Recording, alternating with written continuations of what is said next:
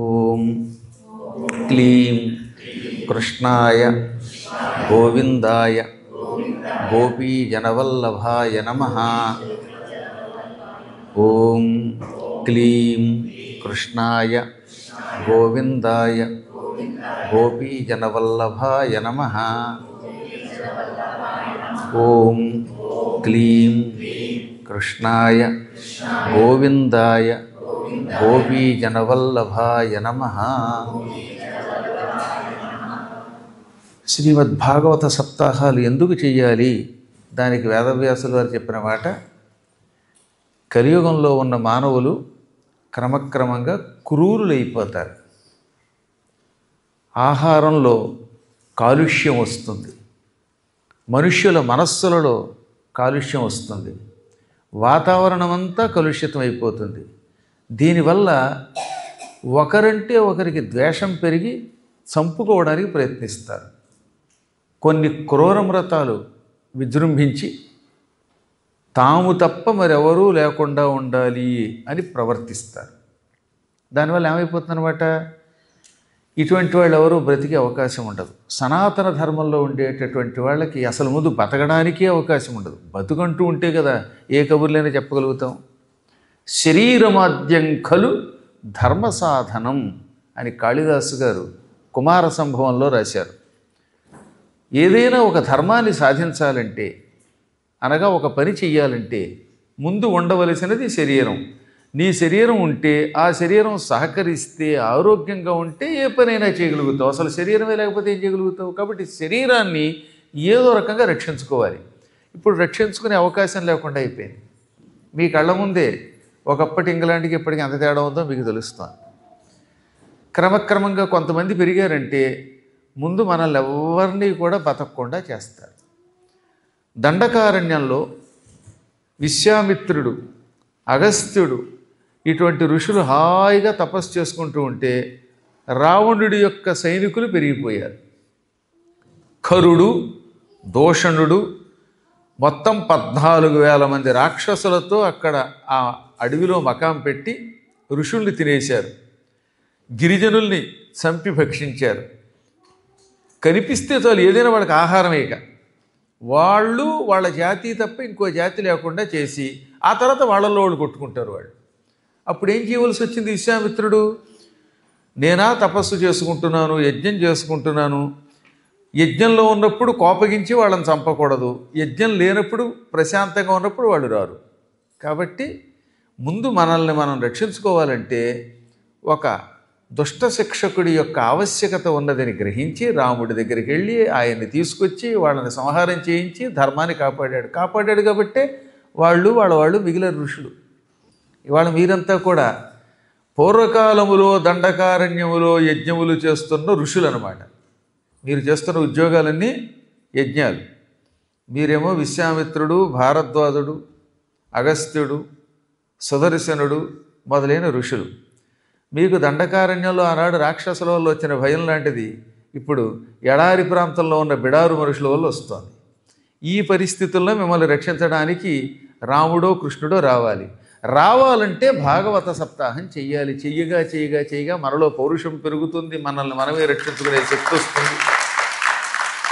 మనల్ని మనం రక్షించుకోవడం మొదలు పెడితే అప్పుడు ఆయన అనుగ్రహం మనకు అనుకోకుండా వస్తుంది. ఇప్పుడు మీరంతా ఒక కమ్యూనిటీగా గట్టిగా తయారవలసిన అవసరం వచ్చింది. ఇదే లండన్ అయితే కాస్త దగ్గర కాబట్టి అంతా రాగలుగుతారు. బ్రిస్టల్ 100 మైళ్ళు 150 మైళ్ళ నుంచి వచ్చారా లేదా? కొందరు మాంచెస్టర్, కొందరేమో గ్లౌస్టర్, హ్యాంప్స్టెడ్ అన్నాడు సుబ్బారావు గారు మీరు ఉండేది, హ్యామెల్, అది అక్కడి నుంచి ఇలా అన్ని ప్రాంతాల నుంచి వచ్చారంటే తెలియకుండానే మనలో ఆధ్యాత్మిక శక్తి, ఐకమత్యం పెరుగుతుందా లేదా? అలా రావాలి. అలా చేయడం కోసం భగవంతుడు నన్ను కూడా ఒక వ్యాసుడిగా, సుకుడిగా, ఒక పనిముట్టుగా చేసుకున్నాడు. మిమ్మల్ని ఋషులుగా మలుచుకున్నాడు. ఈ ప్రాంతాన్ని ప్రస్తుతం దండకారణ్యం పూర్వం బాగుపడినట్టుగా బాగుపడేలా చేయడం కోసం ఆయనకు ఒక ప్రణాళిక ఉన్నది. ఈ ప్రణాళిక కొంతవరకు నాకు తెలుసు, మీకు ఇప్పుడు కొంచెం తెలుస్తోంది. అందుకే కిందటి సంవత్సరం వసుధా సురేషుల యొక్క ఇంటితో మొదలైంది సప్తాహం. ఇది 2వ సప్తాహం. ఇంకా చిత్రం ఏంటంటే ఒకే దేశంలో వెంటనే ప్రతి సంవత్సరం ఒక శతావధానం చేయటం అరుదు. కిందటి సంవత్సరము తెలుగు అసోసియేషన్ ఆఫ్ లండన్ తాళ్ళువారు ఏర్పాటు చేసినటువంటి శతావధానం జరిగింది. మళ్ళీ ఈ ఏడాది కూడా వచ్చే ఆదివారం నాడు శతావధానం పెట్టారు. ఈ విధంగా ధర్మ సంస్థాపనకి కార్యక్రమాలు సాగుతూ ఉంటాయి, సాగాలి.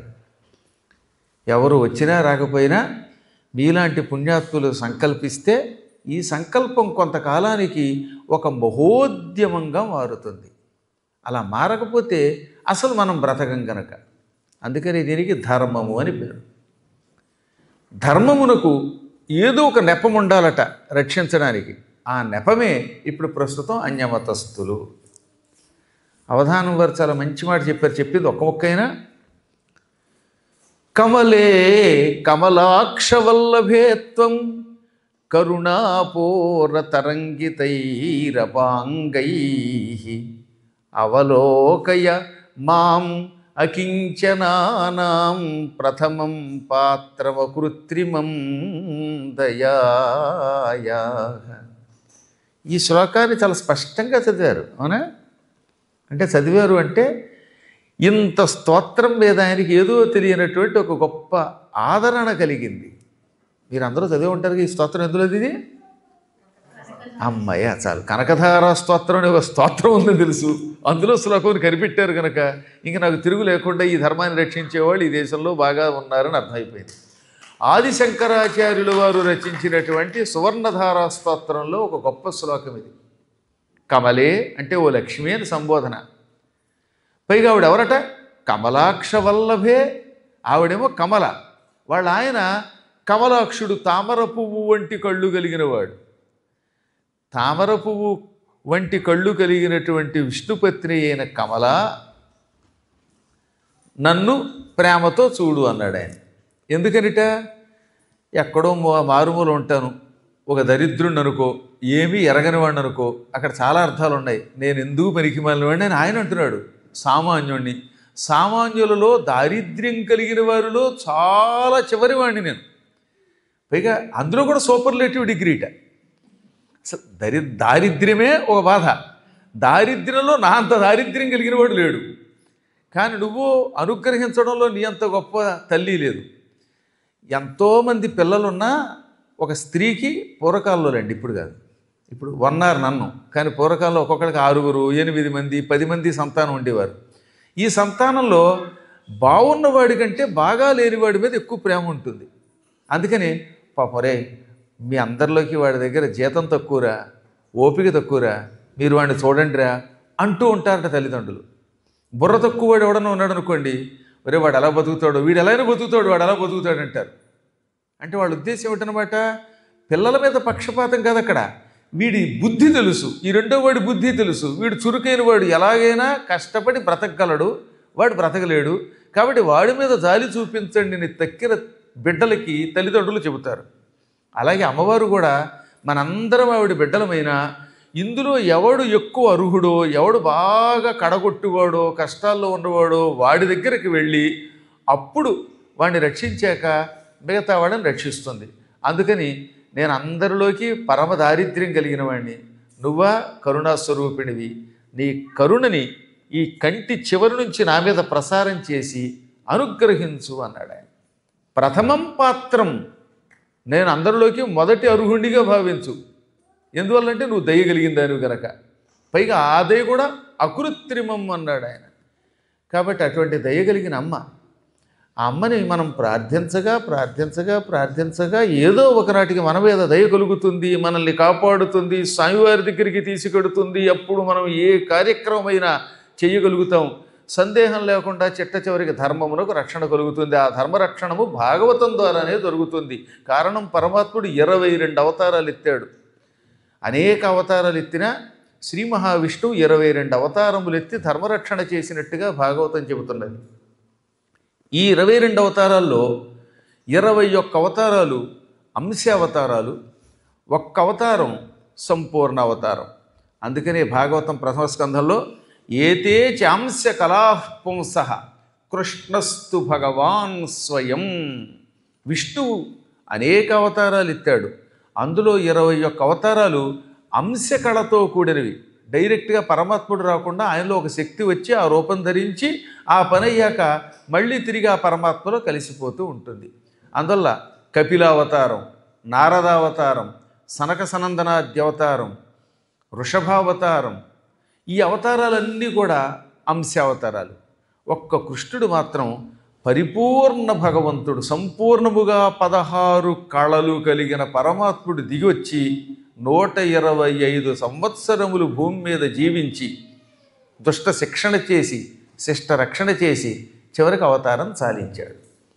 అటువంటి అవతారములన్నీ ఇందులో ఉన్నాయి కనుక ఈ భాగవతానికి ఒక అద్భుత దివ్యశక్తి ఉన్నదనమాట. అసలు మన పురాణములే శక్తివంతమైనవి. అవి వినే కొద్దీ అంతకంతకి ఆనందం కలిగిస్తాయి. భాగవతం అగ్రస్థాయిలో ఉన్న పురాణం. దానికి పురాణము అని ఎందుకు పేరెట్టారంటే పురా అపి నవం ఇది పురాణం. అది పాతది కానీ మళ్ళీ ఎప్పటికీ కొత్తగా ఉంటుంది. పురాణం అనే శబ్దానికి అర్థం పురా అంటే ఎప్పటిదో పాతది, ఒకప్పుడు ఉండేది.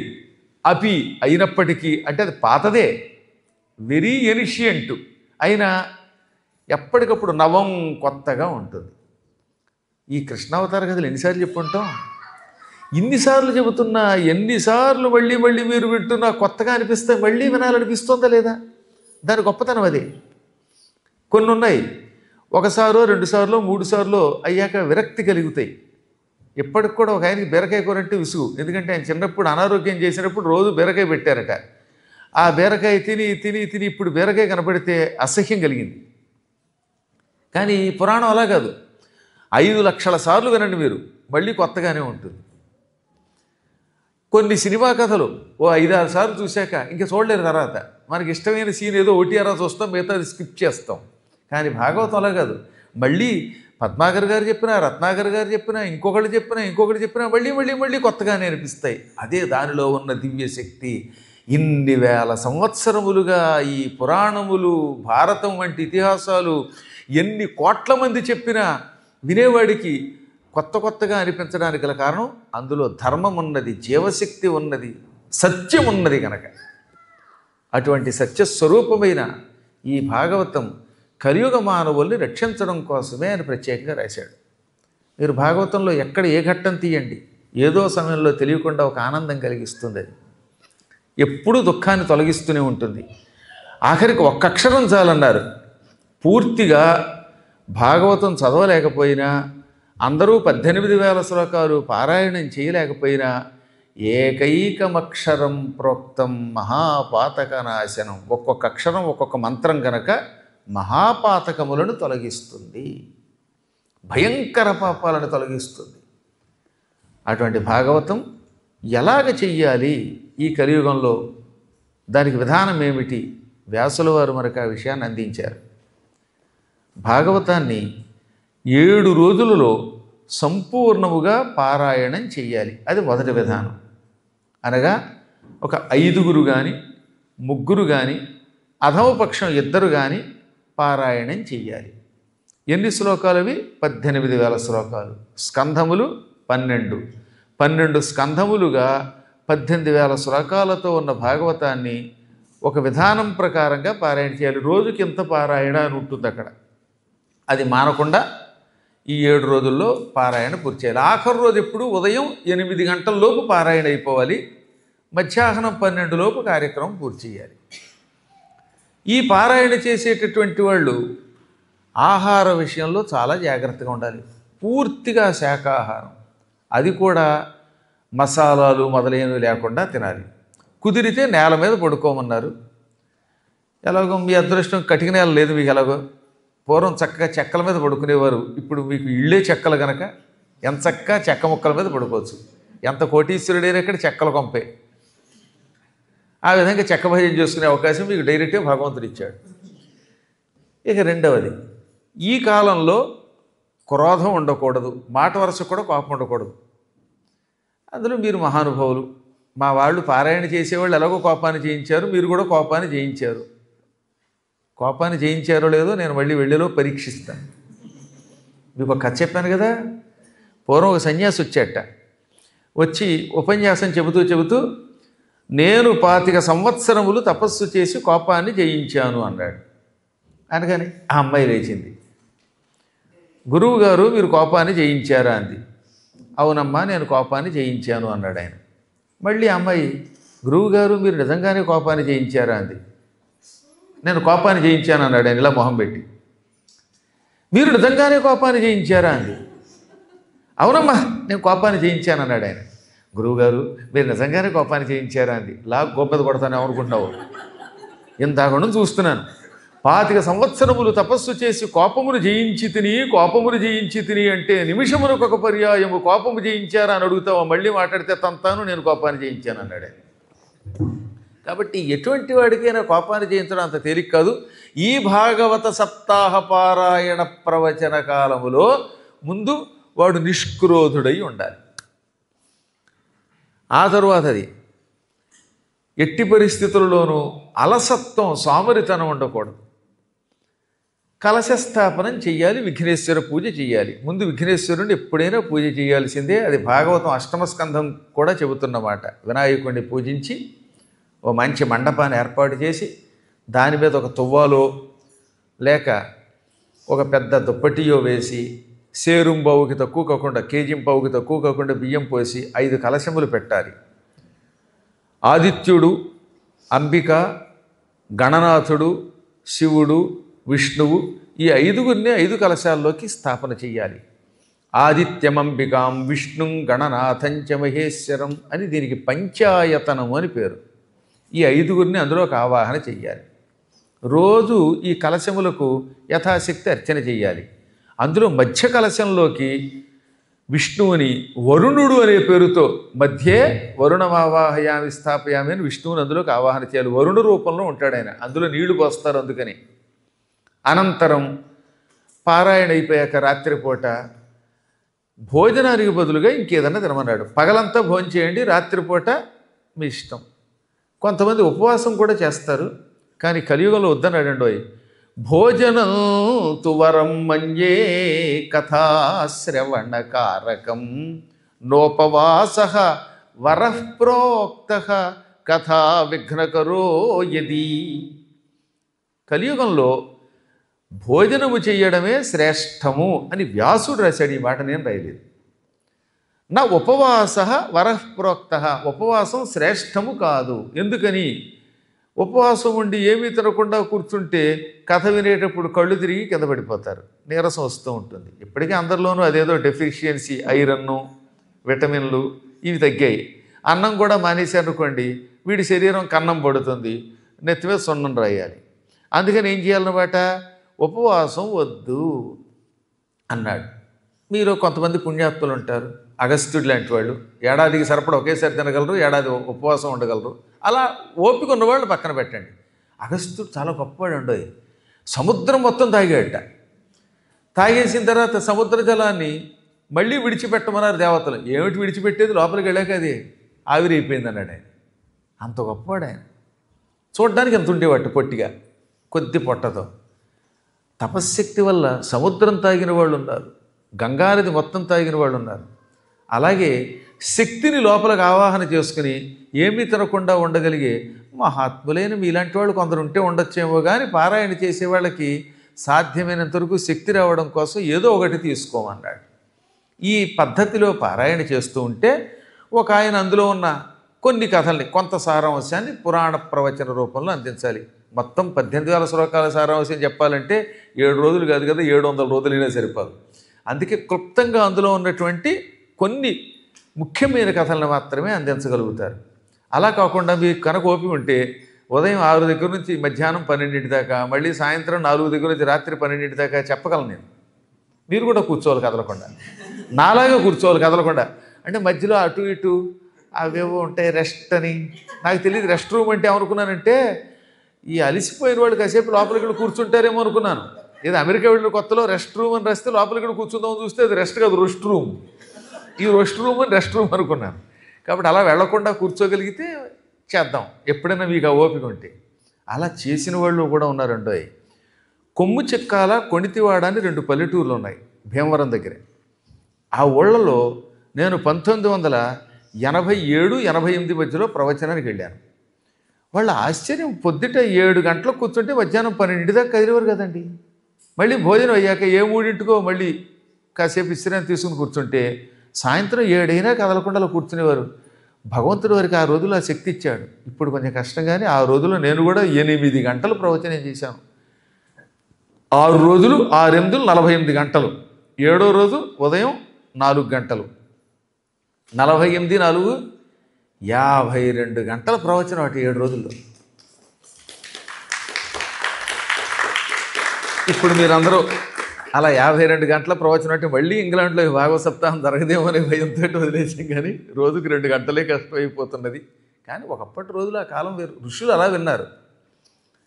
పూర్వం నైమిషారణ్యం అనేటటువంటి ఒక అరణ్యం, పరమ పవిత్రమైన అరణ్యంలో ఈ 18 పురాణాలు జరిగాయి. నైమిషే అనిమిష క్షేత్రే మునయ సౌనకాదయ సత్రం స్వర్గాయ లోకాయ సహస్ర సమమాసత.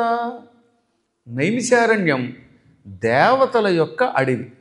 అనగా దేవతలు నిరంతరం ఎవరూ పిలవకుండానే అక్కడ సంచరిస్తూ వెళ్ళిపోతూ ఉంటారు. వాళ్ళు కనపడరు, కానీ అరణ్యం అంతా సంచారం చేసి వెడతారు. దేవతలు అక్కడ సంచారం చేయటం వల్ల వాళ్ళ పాదధూళి అక్కడ పడుతుంది. పడడం వల్ల అక్కడున్న మనకి తెలియని ఆనందం కలుగుతుంది. నేను చెప్పేది నమ్మిన వాళ్ళకి, భక్తులకి అలాంటి అనుభూతులు నాకు కలిగాయి. ఇప్పుడు కొందరికి అనుమానం, భూలోకంలో మట్టి ఉన్నది, దేవలోకంలో దేవతలకు కూడా మట్టి ఉంటుందా? పాదధూళి అంటారేమిటి? ఒకసారి చూడండి, విష్ణు పాదధూళి అనే పదం చాలాసార్లు వాడాడా లేదా?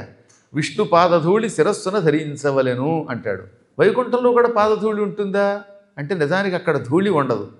మన కోసం భగవంతుడు ఏం చేస్తాడు, తన పాదాలని పద్మములుగా మార్చాడు, తామర పువ్వులుగా.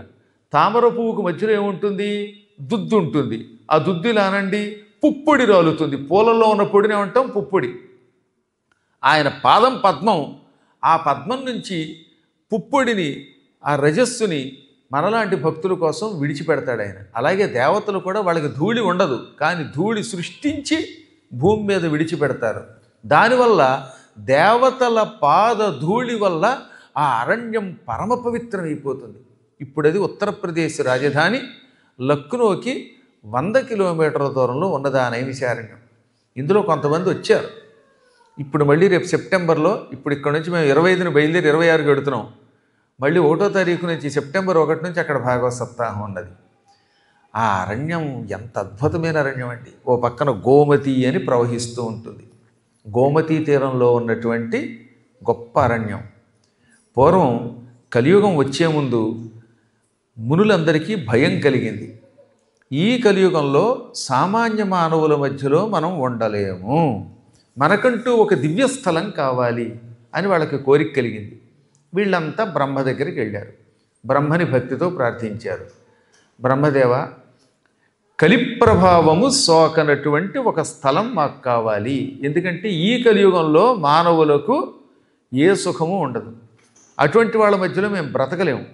కాబట్టి కలి ప్రభావము సోకనటువంటి యజ్ఞములు చేయడానికి పనికొచ్చే ఒక స్థలం ప్రసాదించమంటే అప్పుడు ఆయన ఏం చేశాడు, మనస్సంకల్పంతో ఒక చక్రాన్ని సృష్టించాడు. బ్రహ్మ మనోమయ చక్రం అది. ఆ చక్రాన్ని, బండి చక్రాన్ని కిందకి దొల్లించాడు ఆయన. అది పెద్ద చక్రం కాదు. ఇవాళ ఎడ్ల బళ్ళకి పూర్వకాలంలో ఉండే వచ్చారు చక్రాలు, అంత చక్రం కంటే కొంచెం చిన్నది. కానీ ఎడ్ల బళ్ళు చూసిన వాళ్ళు ఉంటే మీకు తెలుస్తుంది. మధ్యలో చెక్కతో చేసిన ఆకులు అని ఉంటాయి, చుట్టూత ఫ్రేము, దాని మీద ఇనుముతో చేసిన బద్దీ ఉంటుంది. ఆ ఇనప బద్దీ నేల మీద పెడుతూ ఉంటే ఆ బండి పెడుతున్నప్పుడు హాయిగా దొల్లుతుంది. ఇప్పుడు టైర్లు పెట్టారు. ఇప్పుడు వాటికి ఏమో పగిలిపోవటం, వరస్ట్ అవ్వటం దాంతో ఇబ్బందులు వస్తున్నాయి. కానీ అప్పట్లో హాయిగా ఆ ఇబ్బంది లేకుండా బద్దీతో వెళ్ళిపోయేది ఆ బండి అనమాట. అట్లాంటి ఒక చక్రం సృష్టించాడు ఆయన. అది చెయ్యంత ప్రమాణం ఉన్నదట. హస్త ప్రమాణం ఉన్న చక్రం నేను కిందకి విడిచిపెడుతున్నాను. అది భూలోకంలో ఎక్కడ ముక్కలై తునాతునకలై పడుతుందో ఆ ప్రదేశం మీకు యజ్ఞమునకు పురాణములకు పనికొస్తుంది. అక్కడికి మాత్రం కలిపురుషుడు రాకూడదు అని సంకల్పం చేసుకున్న వాళ్ళ జోలికి కలిపురుషుడు రాడు. మళ్ళీ సంకల్పం చేసుకున్నవాడకట. మీరు గుర్తుపెట్టుకోవాల్సింది ఏంటంటే ఈ కొసమెరుపు వినాలి. అక్కడ కూడా కలిపురుషుడు ఉన్నాడు, లేడని కాదు. కలిపురుషుడు ఉన్నాడు కాబట్టి ఆటో వాళ్ళు చావగొడుతున్నారు మనని, రూములకి డబ్బులు లాగుతున్నారు, చాలా కష్టాలు ఉంటాయి అక్కడ కూడా. కానీ కలి యొక్క ప్రభావం నా మీద పడకుండా నేను జపం చేసుకుంటే జప ప్రభావం ఉండాలి, యజ్ఞ ప్రభావం ఉండాలి అని మనస్సులో దృఢంగా అనుకుంటే అటువంటి వాళ్ళని కలిపురుషుడు బాధించడు. కలి వాణ్ణి పొరపాటు కూడా నతు బాధతే, బాధించడు. అటువంటి స్థలం అవుతుంది అనగానే వీళ్ళు ఆ చక్రం వెంట వెళ్ళారు. ఆ చక్రం బ్రహ్మలోకం నుంచి వరసగా సమస్త లోకాలు దాటి భూలోకంలో ఇప్పుడున్నటువంటి ఆ ఉత్తరప్రదేశ్ రాజధాని లక్నోకి ఒక 100 కిలోమీటర్ల దూరంలో ఉన్నటువంటి స్థలంలో పడి ముక్కలైపోయింది. ఎడ్ల బండి యొక్క చుట్టూతో ఏముంటుంది? ఇనుముతో చేసిన ఒక బద్దీ ఉంటుంది, చూశారు కదా, ఆ ఇనప ఫ్రేమ్, ఐరన్ ఫ్రేమ్. దానిని సంస్కృతంలో నేమి అంటారు. ఈ నేమి ఇరుసు విరిగి కింద పడింది. నేమి పడిన స్థలం కనుక నైమిషము అన్నారు దాన్ని. ఎత్ర నేమి సంశీర్యతే తదేవ నైమిషం. ఈ నేమి శిథిలమై పడినటువంటి స్థలమే నైమిషము. నైమిషం యొక్క వనము గనక నైమిషం ఇదం వనం నైమిషారణ్యం అన్నమాట.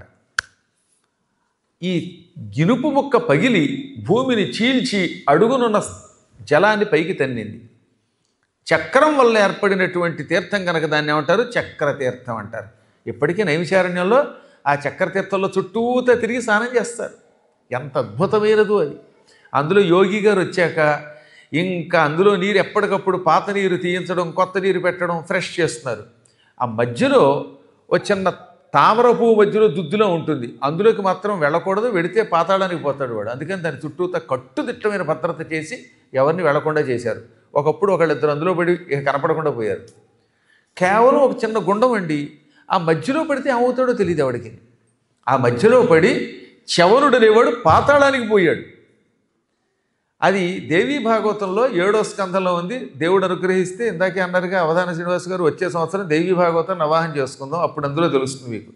అందులో 7వ స్కంధంలో ఉంటుంది ఏమని, ఓసారి నైమిషారణ్యంలో ఆ చక్రతీర్థం మధ్యలోకి వెళ్ళాట చవనుడు స్నానం చేద్దామని.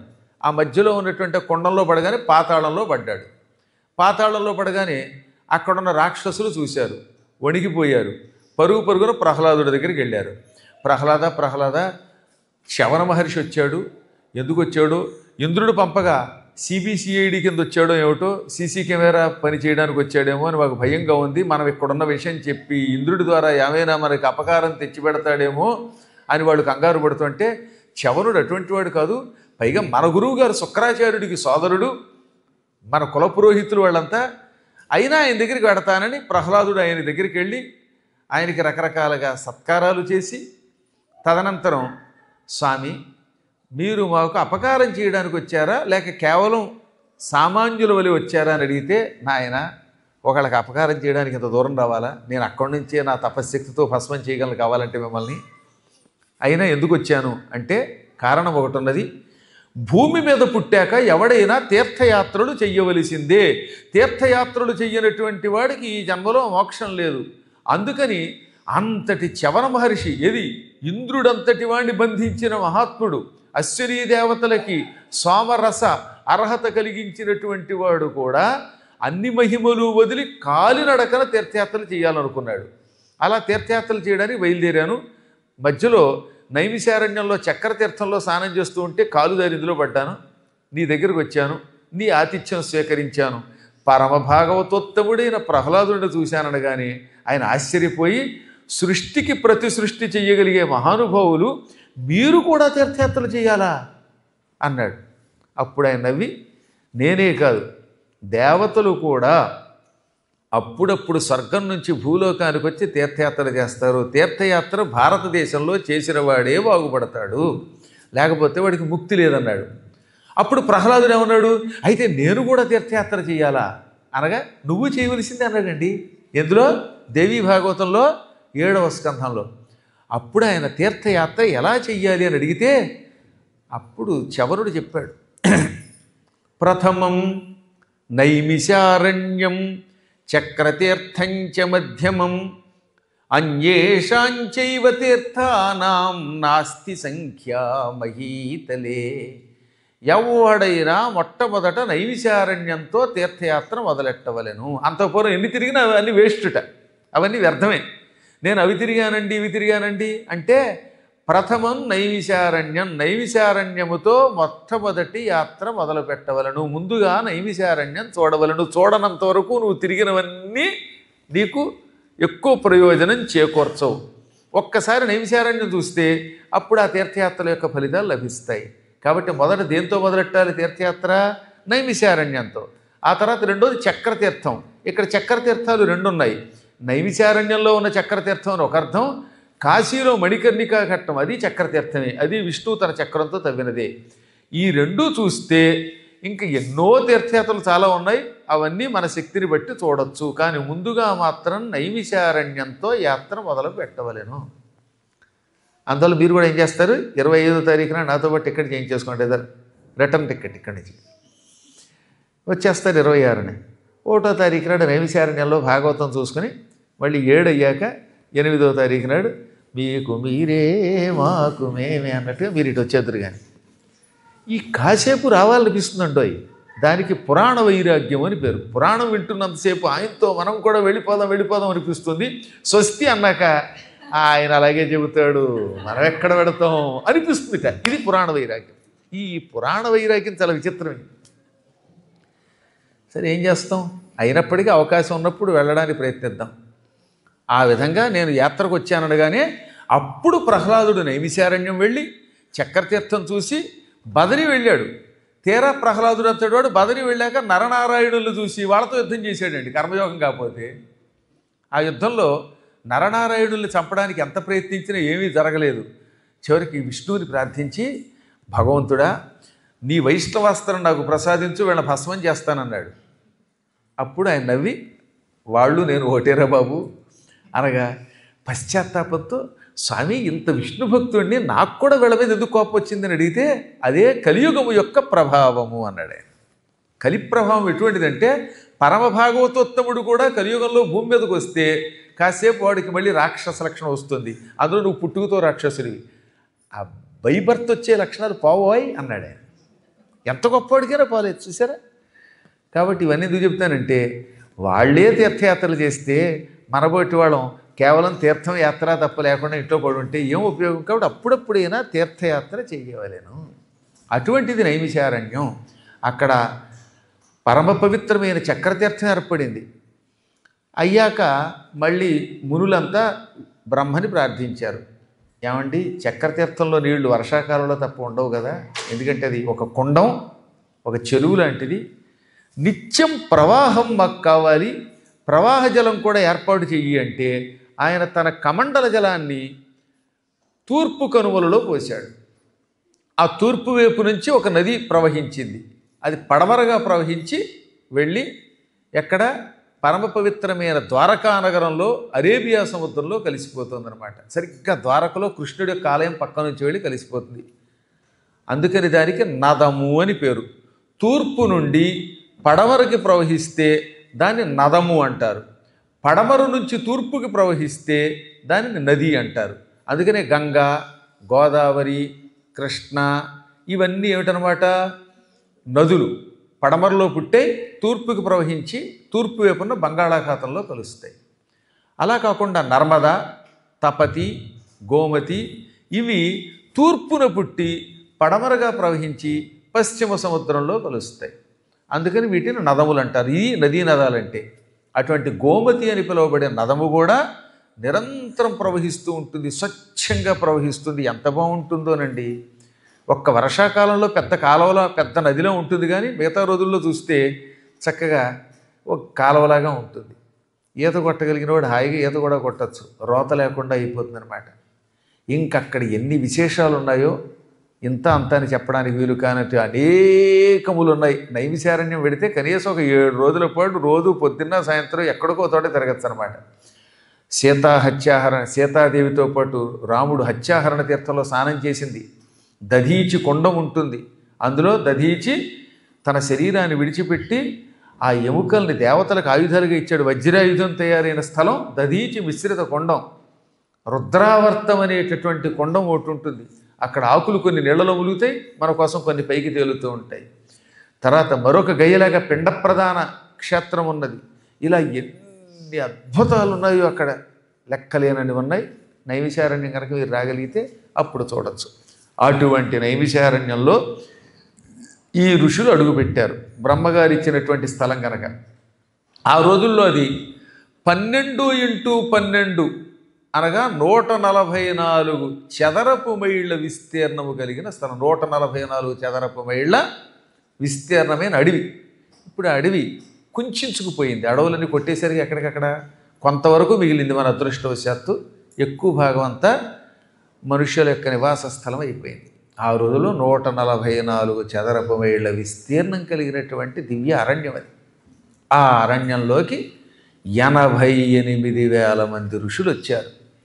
కౌండిన్యాత్రి మరీచి దక్ష కపిలాగస్త్యాదాక్షపాదాంగిర శాండిల్యక్రతు కణ్వకుత్స భృగు విశ్వామిత్ర మైత్రేయ మార్కండేయాసురి వామదేవ కపి దుర్వాసో బక వ్యాఘ్రపాన్ మాండవ్యాది మహామునుల్ చలిరి ప్రేమల్ మీర తత్సేవకున్. కౌండిన్యుడు, అత్రి, మరీచి, దక్షుడు, అగస్త్యుడు, కపిలుడు, అంగిరుడు, శాండిల్యుడు, క్రతువు, కణ్వుడు, కుత్సుడు, భృగువు, విశ్వామిత్రుడు, మైత్రేయుడు, మార్కండేయుడు, ఆసురి, వామదేవుడు, కపి, దుర్వాసుడు, బకుడు, వ్యాఘ్రపాదుడు, మాండవ్యుడు ఇలాంటి మహానుభావులైన ఋషులు దాదాపు 88,000 మంది ఆ నైమిషారణ్యంలో సరిగ్గా కలియుగ ఆరంభకాలంలో అడుగుపెట్టారు. అక్కడ అడుగుపెట్టి 1000 సంవత్సరముల పాటు యజ్ఞం చేసే రకంగా పూర్ణం సహస్రవర్షం అన్నారు. ఈ 1000 ఏళ్ళ యజ్ఞం ఎలా చేసేవారు? సూర్యోదయ సమయమునకు సంధ్యావందనం పూర్తి చేసి అనంతరం యజ్ఞం మొదలెట్టేవారు. ఎట్టి పరిస్థితుల్లో 11:30-12 గంటలకి పూర్ణాహుతి అయిపోవాలి. అయ్యాక అప్పుడు ఆహారం తినేవారు. ఆహారం అంటే ఏమిటనుకుంటున్నారు? ఇడ్లీలు, గారెలు, దోశలు, సాంబారు ఇవేమీ లేవు. ఇవన్నీ ఉన్నాయనుకుంటున్నారేమో. మళ్ళీ కందమూలములు మాత్రమే. ఒక దుంప తినేవారట. ఆ దుంపతో వాళ్ళ శరీరం అంతా నిలబడేది. ఇప్పటికి కూడా పరమ పవిత్రమైన చిత్రకూట పర్వతం దగ్గర ఒక దుంప అమ్ముతారు, కందమూలాలు అనే పేరుతో. ఆ రోజుల్లో కందమూలాలు ఎంత ఉంటాయి, అవి చిన్ని చిన్ని ముక్కలు కోసి పెడతారు. ఎంత బాగుంటాయండి అవి తింటే. అసలు గ్యాస్ ట్రబుల్ ఉండదు. అసలు మొదటి నుంచి కందమూలాలకు అలవాటు పడినటువంటి వాడికి కళ్ళదోడు పెట్టుకోక్కర్లేదు, దాహబాధ ఉండదు, కడుపులో వాయు ప్రకోపనం ఉండదు. అందుకని ఆ రోజుల్లో అడవుల్లో వాళ్ళు ఏ అనారోగ్యం లేకుండా ఉన్నారు. లేకపోతే 120 ఏళ్ల వయస్సులో భీష్ముడు యుద్ధం చేసేట రాత్రిపూట కూడా. కళ్ళదోడు ఉందే భీష్ముడికి? 120 ఏళ్ల వయస్సులో కళ్ళదోడు లేకుండా బాణం వేస్తే అవతలవాడు ఎగిరిపోయాడు. నన్ను అడిగితే కుర్రాళ్ళు తావుకొట్టి పారేశాడు ఆయన. నాకు ఇప్పుడు కూడా ఆశ్చర్యం అన్నమాట. 120 ఏళ్ల వయస్సు ఏమిటి, కుర్రాళ్ళగా దూకడాటి. ఈ స్టేజీ నుంచి కిందకి దిగండి తెలుస్తుంది, మోకాళ్ళు ఎప్పుడు పెడుతున్నాయి అందరికీ. ఆయన యుద్ధం చేశాడు. ద్రోణుడు 108 ఏళ్ల వయస్సు, శతాధిక వృద్ధుడు అని రాశారు. అందులో చూడండి, శత అధిక. అంతవాడు రాత్రిపూట విజృంభించి యుద్ధం చేశాడు. మీకు తెలుసుగా 14వ రోజు రాత్రి అంతా యుద్ధమే. ఆ ఒక్కరోజే రాత్రి యుద్ధం జరిగింది. మిగతా రోజుల్లో సూర్యుడు అస్తమించాక మానేశారు. ద్రోణుడి టైంలో మాత్రం రాత్రిపూట కూడా నియమాన్ని ఉల్లంఘించి యుద్ధం చేశారు. ఆ యుద్ధంలో 12,000 మంది పాంచాల యోధుల్ని, 13,000 మంది మత్స్య సైనికుల్ని చంపి విరాటుడిని, ద్రుపదుడిని చంపి పారేశాడు రాత్రిపూట యుద్ధంలో. అంటే కారణం ఏమిటో తెలిసిన?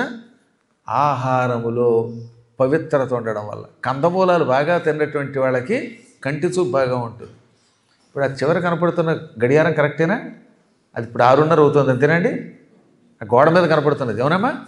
అంటే నా కంటి చూపు కళ్ళదోడు లేకపోతే కనపడుతుందని చెప్పడానికి. నేనేం కదా. ఇప్పుడు మీరు కళ్ళదోడు లేకపోతే చూడలేకపోతున్నారు. పెళ్లి కాలేదు ఒక ఆయన అవివాహితుడు, కళ్ళదోడు పెట్టుకుని పెళ్లి కూతురికే శిల చూస్తాడు. నువ్వేనా పెళ్లి కూతురు అని. కళ్ళదోడు తీసేస్తే అక్కడ ఉన్నది పెళ్లి కూతురు, లేకపోతే వాళ్ళ అమ్మో తిరిగిట్లేదు. అందులో ఇప్పుడు ఈ కలియుగంలో ఇంకో సమస్య వచ్చింది. తండ్రి కొడుకు పక్కనుంటే ఎవరు తండ్రి ఎవడు కొడుకో తిరిగిట్లేదు. కారణం ఏంటంటే తండ్రి గారికి జుట్టు ఉంటుంది, కొడుకు కొట్టడం లేదు. ఇది సమస్య. కానీ ఆ రోజుల్లో సృష్టి యొక్క రహస్యం అంత గొప్పదంటే ఆశ్చర్యకరమైన పవిత్రమైన ప్రాకృతికమైన ఆహారం వల్ల అంత ఆరోగ్యంగా ఉండేవారు. కొన్ని రహస్యములు మన పురాణములు బహిర్గతం చేసాయి. అందులో ముఖ్యమైనది ఆ కందమూలాలు ఇప్పటికి కూడా అక్కడ అమ్ముతారు. అవి తినగలిగిన వాళ్ళకి ఆరోగ్యం బాగుంటుందని చెప్పడానికి కింద చెప్పాను. అలాంటి ఒక దుంపో పండో తిని అనంతరం పురాణములు వినేవారు. అంటే ఇంచుమించుగా ఏ 12:30కో 1 గంటకో వాళ్ళు పురాణం వినడం మొదలుపెట్టేవారు.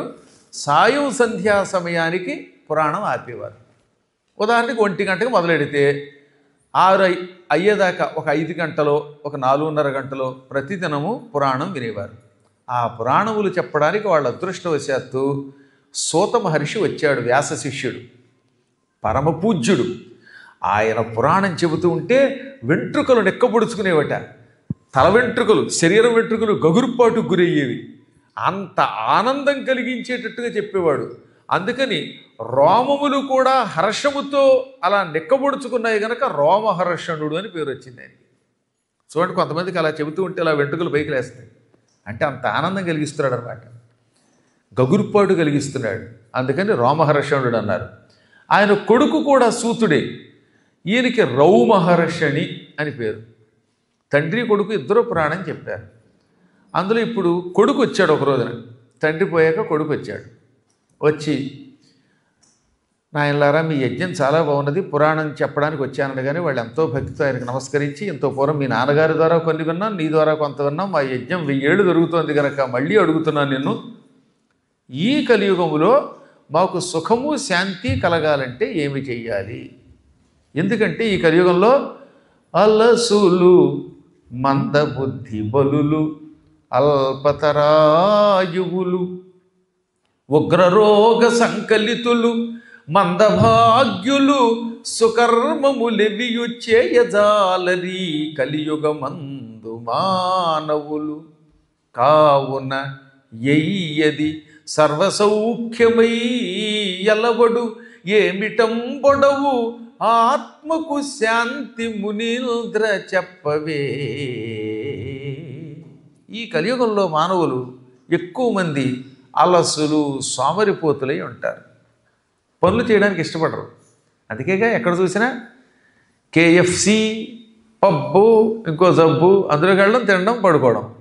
వంట చేసేవాడు తగ్గిపోతాడట. మీరు ఇంకా మంచివాడు, వంట అనే ఒక పదార్థం ఉందని గుర్తించారు. ఇంటికి వచ్చిన వాడికి వేళకి ఏదో పెడుతున్నారు మొత్తం మీద. కానీ క్రమంగా కలియుగంలో వంట చేయడం మానేస్తారు, ఏ పనులు చేయడానికి బద్దకిస్తారు, పూర్తిగా యాంత్రిక జీవితం అయిపోతుంది. ప్రొద్దుట లేవలేరు, ఎప్పుడు నిద్రపోతారో తెలియదు, అలిసిపోతూ ఉంటారు. మందబుద్ధి బలులు, తెలివితేటలు తక్కువగా ఉంటాయి. అల్పతరాయువులు, ఆయువు తక్కువే. ఉన్న 4 రోజులు భయంకర రోగాలతో పీడింపబడతారు. మందభాగ్యులు, సంపదలు, ఆనందం ఇవేమీ ఉండవు వాళ్ళకి. మంచి పనులు చేయలేరు, చేసేవాడిని వెనక్కి లాగుతారు. ఎందుకు వచ్చిన సప్తాహాలండి, హాయిగా ఈ సప్తాహ కాలంలో బయటికి వెడితే, పబ్బులో గడితే, డబ్బులు ఖర్చు పెట్టుకుంటే 4 డబ్బులు తెచ్చుకోవచ్చు కదా అంటారు. అటువంటి ఈ కలియుగ మానవులకి శాంతి, సుఖము, ఆనందము ఎలా కలుగుతాయి? తేలికగా మోక్షం పొందే మార్గం ఏమిటి? అది మాకు చెప్పు అని ఋషులు అడిగితే అప్పుడు చెప్పాడు ఆయన, నాయనలారా, మీ అదృష్టం, మంచి ప్రశ్న వేశారు. ఈ కలియుగంలో మానవులు శ్రీమద్ భాగవతం వినడం ద్వారా ముందు ఆనందం పొందగలుగుతారు, సుఖంగా ఉంటారు. ఇహము పరము రెండూ లభిస్తాయి. మోక్షం అరిచేతిలోకి వచ్చినట్టే, అంత సులభంగా ముక్తి కూడా పొందవచ్చు. మా గురువుగారు వేదవ్యాసుల వారు మా కోసం, మీకోసం, అందరి కోసం 18,000 శ్లోకములతో 7 రోజులలో దీక్షగా రాసి అందించిన గ్రంథం శ్రీమద్ భాగవతం అని సూతుడు నైమిషారణ్యంలో ఈ కథ చెప్పాడనమాట. పూర్వం ఒకప్పుడు వేదవ్యాసుడు బదరీలో ఉన్న తన ఆశ్రమంలో కొంతకాలం ఉన్నాడు. ఆయనకి చాలా ఆశ్రమాలు ఉన్నాయండి. ఆశ్రమాలకు ఎప్పుడూ కూడా ఒకచోటే ఉండాలని నియమం లేదుగా, బ్రాంచెస్ ఉంటాయి, శాఖలు. మాకే ఉండగలిగింది, ఆయనకు ఉండడంలో ఆశ్చర్యం ఉంది. ఆయన కొంతకాలం ఏమో యమునా తీరంలో ఉన్నాడు, కొంతకాలం కురుక్షేత్రంలో ఉన్నాడు. బదరీలో కూడా ఆయనకు ఒక ఆశ్రమం ఉన్నది. బదరీలో సరిగ్గా సరస్వతీ నదీ తీరంలో పెద్ద కొండ ఉంటుంది. ఆ కొండ మీద 2 గుహలు ఉంటాయి. ఒకటి గణేశ గుహ, ఇంకోటి వ్యాస గుహ. ఆ వ్యాస గుహలోనే ఆయన చాలా కాలం తపస్సు చేశాడు. అక్కడుండగానే ఒక భారతము రాశాడు, భాగవతము రాశాడు. అంటే ఒక ఇతిహాసం, ఒక పురాణం, ఈ రెండు బదరీలో సరస్వతీ నదీ తీరంలో రాశాడు ఆయన. మీలో ఎవరో ఒకళ్ళు వచ్చినట్టు నాకు గుర్తు ఇందులోకి. కానీ ఎక్కువ అమెరికా వాళ్ళు వస్తున్నారు ఈ మధ్యన తీర్థయాత్రలకి. లండన్ నుంచి ఈ మధ్యన అయితే మోహన్ తన కుటుంబ సమేతంగా కాశీ రాగలిగాడు, ఆయన అదృష్టం. అలా అప్పుడప్పుడు తీర్థయాత్ర నరేష్ కూడా వచ్చినట్టు గుర్తు, నాకు కిరణ్ కూడా వచ్చినట్టు గుర్తు. అందులో మొత్తం మీద ఏది అయినా అప్పుడప్పుడు కాస్తంత తీర్థయాత్రలు తిరుగుతూ ఉండడం అదొక అదృష్టం. బదరీ వచ్చే సంవత్సరం జూన్ 1వ తారీఖు నుంచి 7వ తారీఖు వరకు ముందు బృందావనంలో సప్తాహం చేశాక పెడుతున్నాం. మీకు తెలిసే ఉంటుంది కదా, వచ్చే సంవత్సరం జూన్ 1వ తారీఖు నుంచి 7వ తారీఖు వరకు భాగవత సప్తాహం బృందావనంలో చేస్తున్నాం. దానికి గల కారణం యమునా నది పుష్కరములు వచ్చే జూన్ 1 నుంచి 12వ తారీఖు వరకు ఏర్పడ్డాయి. యమునా నది పుష్కరములు నెక్స్ట్ ఇయర్. ఆ యమునా నది పుష్కరాలు 12వ తారీఖు వరకు జరుగుతున్నాయి కనుక 7 రోజుల పాటు అక్కడ సప్తాహం చేసి 8వ తారీఖున బయలుదేరి ముందు కేదారం, ఆ తర్వాత బదరీ పెడుతున్నాం. కేదారం బదరీ 2 మాత్రమే వెళ్ళాలని గురువుగారు నిర్ణయించారు. అప్పుడే దానికోసం 500 మంది క్యూలో ఉన్నారట. అంటే ఎంత చురుకుగా యాత్రకి ఎప్పటి నుంచి సంసిద్ధంగా ఉన్నారో ఆలోచించండి. అందులో కేదారంలో స్వామివారి దర్శనం చేసుకోవటం అదొక్కటి కొంచెం క్లిష్టం. బదరీలో చలి ఉన్న ఎక్కువ నడిచే ప్రాంతం తక్కువ, డైరెక్ట్గా మనం అక్కడ దాకా వెళ్ళిపోవచ్చును. అందులో ఇప్పుడు నేను చెబుతున్న ప్రాంతం బదరీనారాయణ ఆలయం నుంచి 3 కిలోమీటర్ల దూరంలో ఉంటుంది. మానా 3 కిలోమీటర్లు మీకెంత? మీరు లండన్ దాకా నడవగలరు. అవకాశం లేక టైం లేక, కానీ మీరు నేను కలుసుకున్నామంటే స్కాట్లాండ్ ఎండు రాలేము. ఆ మాత్రం మీకు స్కాచ్ మీద ఉంటుందిగా అభిమానం. అలాగే బదరీలో నడవడం పెద్ద కష్టమే ఉంటుంది. 3 కిలోమీటర్లు కరెక్ట్గా బదరీనారాయణ ఆలయం నుంచి అక్కడ ఆ ప్రాంతాన్ని మానా అంటారు. ఆ ప్రాంతంలోనే సరస్వతీ నది కనపడుతుంది. మనకి ఇంచుమించుగా ఒక 2 కిలోమీటర్లు ప్రవహించాక సరస్వతి అలకనందా నదిలో కలిసిపోతుంది, గంగా నదిలో కలిసిపోతుంది. ఇంకా అక్కడి నుంచి మనకి సరస్వతి అంతర్వాహినే తప్ప కనపడదు. ఆ సరస్వతీ తీరములో కొండగుహలో వ్యాసుడు దాదాపు 8 సంవత్సరముల పాటు జపం చేశాడు. ఆయన ఎంత చలిండి అది, డీప్ హిమాలయాస్ కదా. భయంకరమైన చలిలో కేవలం జింక చర్మములు మాత్రమే కట్టుకుని కూర్చునేవాడు ఆయన. తపస్సు చేసేవాడు మహానుభావుడు. రోజు సరస్వతీ స్నానం చేశాడు ఆయన. ఒక్కసారి సరస్వతిలో మునిగి పైకి లేచాక తెలుస్తుందండి. దాన్ని కోల్డ్ బర్నింగ్ అంటారు. ఇక్కడ మీరు శీతకాలంలో థేమ్స్ రివర్లో మునిగినట్టే. కాకపోతే ఈ చలికి ఆ చలికి తేడా ఉంది. అక్కడ పవిత్రత ఉంటుంది. అందువల్ల మీరు స్నానం చేసి చలి వేసినా కూడా స్నానం చేసి బయటికి రాగానే మళ్ళీ ఏదో తెలియని గొప్ప శక్తి వస్తుంది, దివ్యశక్తి. ఇక్కడ స్తంభించిపోతారు, అది తేడా. ఆ దివ్యస్థలములో ఆయన ఒక రోజున సరస్వతీ నదిలో స్నానము చేసి సంధ్యావందనం చేసుకుని జపం చేద్దామని కూర్చుంటే ఆ పూట మనస్సుకి అశాంతి కలిగింది. ఆయనకి జపం మీదకి మనస్సు వెళ్ళడం లేదు. కారణం తెలియదు. మన మనస్సులో ఒక బాధ కలిగింది అంటే ఈ బాధకు ఒక కారణం ఉంటుందిగా. పిల్లలు చదువుకోలేదనో, లేకపోతే ఇంకో పెళ్ళి అవ్వలేదనో, ఉద్యోగం లేదనో, ఏదన్నా కారణం వల్ల దుఃఖం వస్తే ఆ దుఃఖానికి గల కారణాన్ని గ్రహించగలిగితే దానికి మందు వేస్తాం. అసలు ఈయనకి కారణం లేకుండా అశాంతి కలిగింది. ఏమిటబ్బా, నేను ఏమి చేసినా లోకశ్రేయస్సు కోసమే చేశాను. అనంతములు వేదములు, అనంతావై వేదాహ అని శాస్త్రం. అటువంటి వేదములను 4గా విభజించాను. వాటిని ఋగ్వేదము, యజుర్వేదము, సామవేదము, అధర్వణ వేదం అనే పేరుతో 4 వేదములుగా పేర్లు పెట్టి విభజించాను. వాటిని శిష్యులకు ఇచ్చాను. పైలుండు ఋగ్వేద పఠనంబు దొరకొని సామంబు జైమిని చదువుచుండే యజువు వైశంపాయనాఖ్యుండు గ్రహించే తుది అధర్వము సుమంతుడు పఠించే. పైలుడు అనే ఒక శిష్యుడికి ఋగ్వేదం ఇచ్చాను. సామవేదాన్ని జైమిని మహర్షికి ఇచ్చాను. యజుర్వేదాన్ని వైశంపాయన మహర్షికి ఇచ్చాను. అధర్వణ వేదాన్ని సుమంతుడనే శిష్యుడు సేకరించాడు. అఖిల పురాణాలు, ఇతిహాసాలు వీటిని రోమహర్షణ మహర్షికి ఇచ్చాను. ఇన్ని పురాణములు రాసి మహాభారతం అనే పంచమ వేదాన్ని లోకానికి అందించి వేదములు 4గా విభజించిన నాకే మనశ్శాంతి లేకపోతే ఇక సామాన్యులకి శాంతి ఎలా లభిస్తుంది? కారణమేమిటి అనుకుంటూ ఉంటే సరిగ్గా నారద మహర్షి పైనుంచి కిందకి దిగాడు. ఎవరికైనా కష్టం వస్తే ఆ కష్టం తొలగించడానికి ఆ రోజుల్లో గురువుగారు వచ్చేవారు. మన ఇంటికి గురువుగారు వచ్చారంటే మన కష్టాలు అశాంతి తొలగిపోయినట్టే, నమ్మిన వాడికి నమ్మినంత. మహాత్ముడు నారదుడు స్వచ్ఛమైన శరీరంతో కిందకి దిగాడు. నారదుడు దిగుతూ ఉంటే పైనుంచి కిందకి పిండి వెన్నెల దిగుతున్నట్టుగా ఉందట. వెన్నెల ముద్దలా ఉంటాడు, అంత తెల్లగా ఉంటాడు అనమాట. నిజంగా చెప్పాలంటే ఇక నారదుడు ఒకడు నేనొకడు మాలాగా తెల్లగా ఉండేవాళ్ళు లేరని పెద్దలు అంటారు. ఆయన అలా పైనుంచి దబ దిగిపోయాట. దిగుతున్నంతసేపు ఎలా ఉన్నాడు ఆయన? తన చేతి వల్లకీ తంత్రీ చెయంబున సతత నారాయణ శబ్దమొప్ప ఆనన సంభూత హరిగీతరవ సుధాధారల యోగీంద్ర తతులు చొక్క కపిల జటాభార ఘన దీప్తి పుంజంబు దిశలు ప్రభాత దీధితి వహ్యూప తనులగ్న తులసికాదామగంధంబులు గగనాంతరాళంబు గప్పి కొనగా వచ్చెమెంట నుండి వాసవీనందను కడకు మాటలాడ కరుణతోడ విమల భద్రకీర్తి పారగుడు భద్ర విమల కీర్తి పారగుడు ఆరూఢనయ విశారదుండు నారదుండు. ఆయన చేతిలో మహతి అని ఒక వీణ ఉన్నది.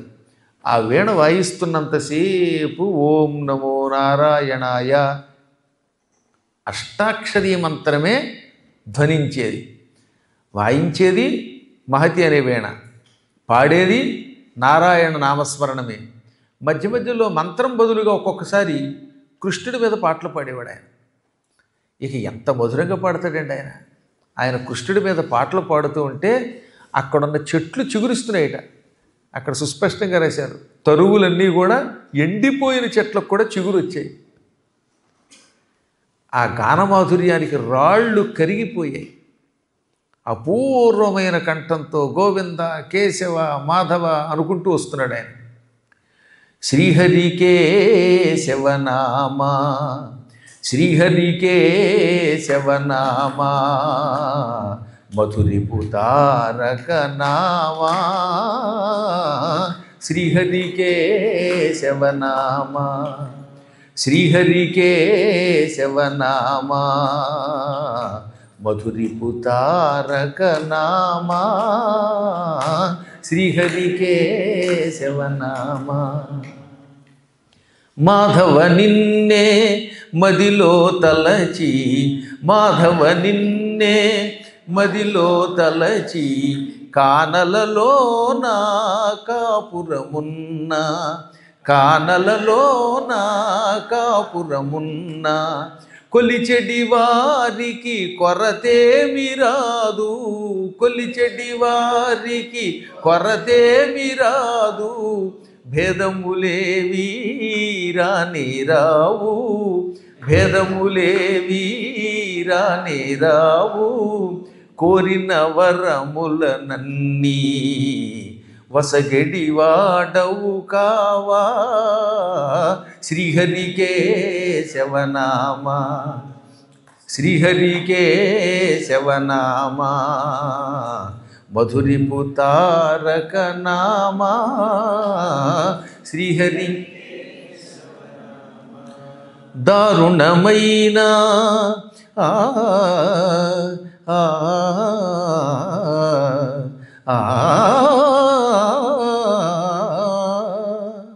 దారుణమైన బాధలనైనా దారుణమైన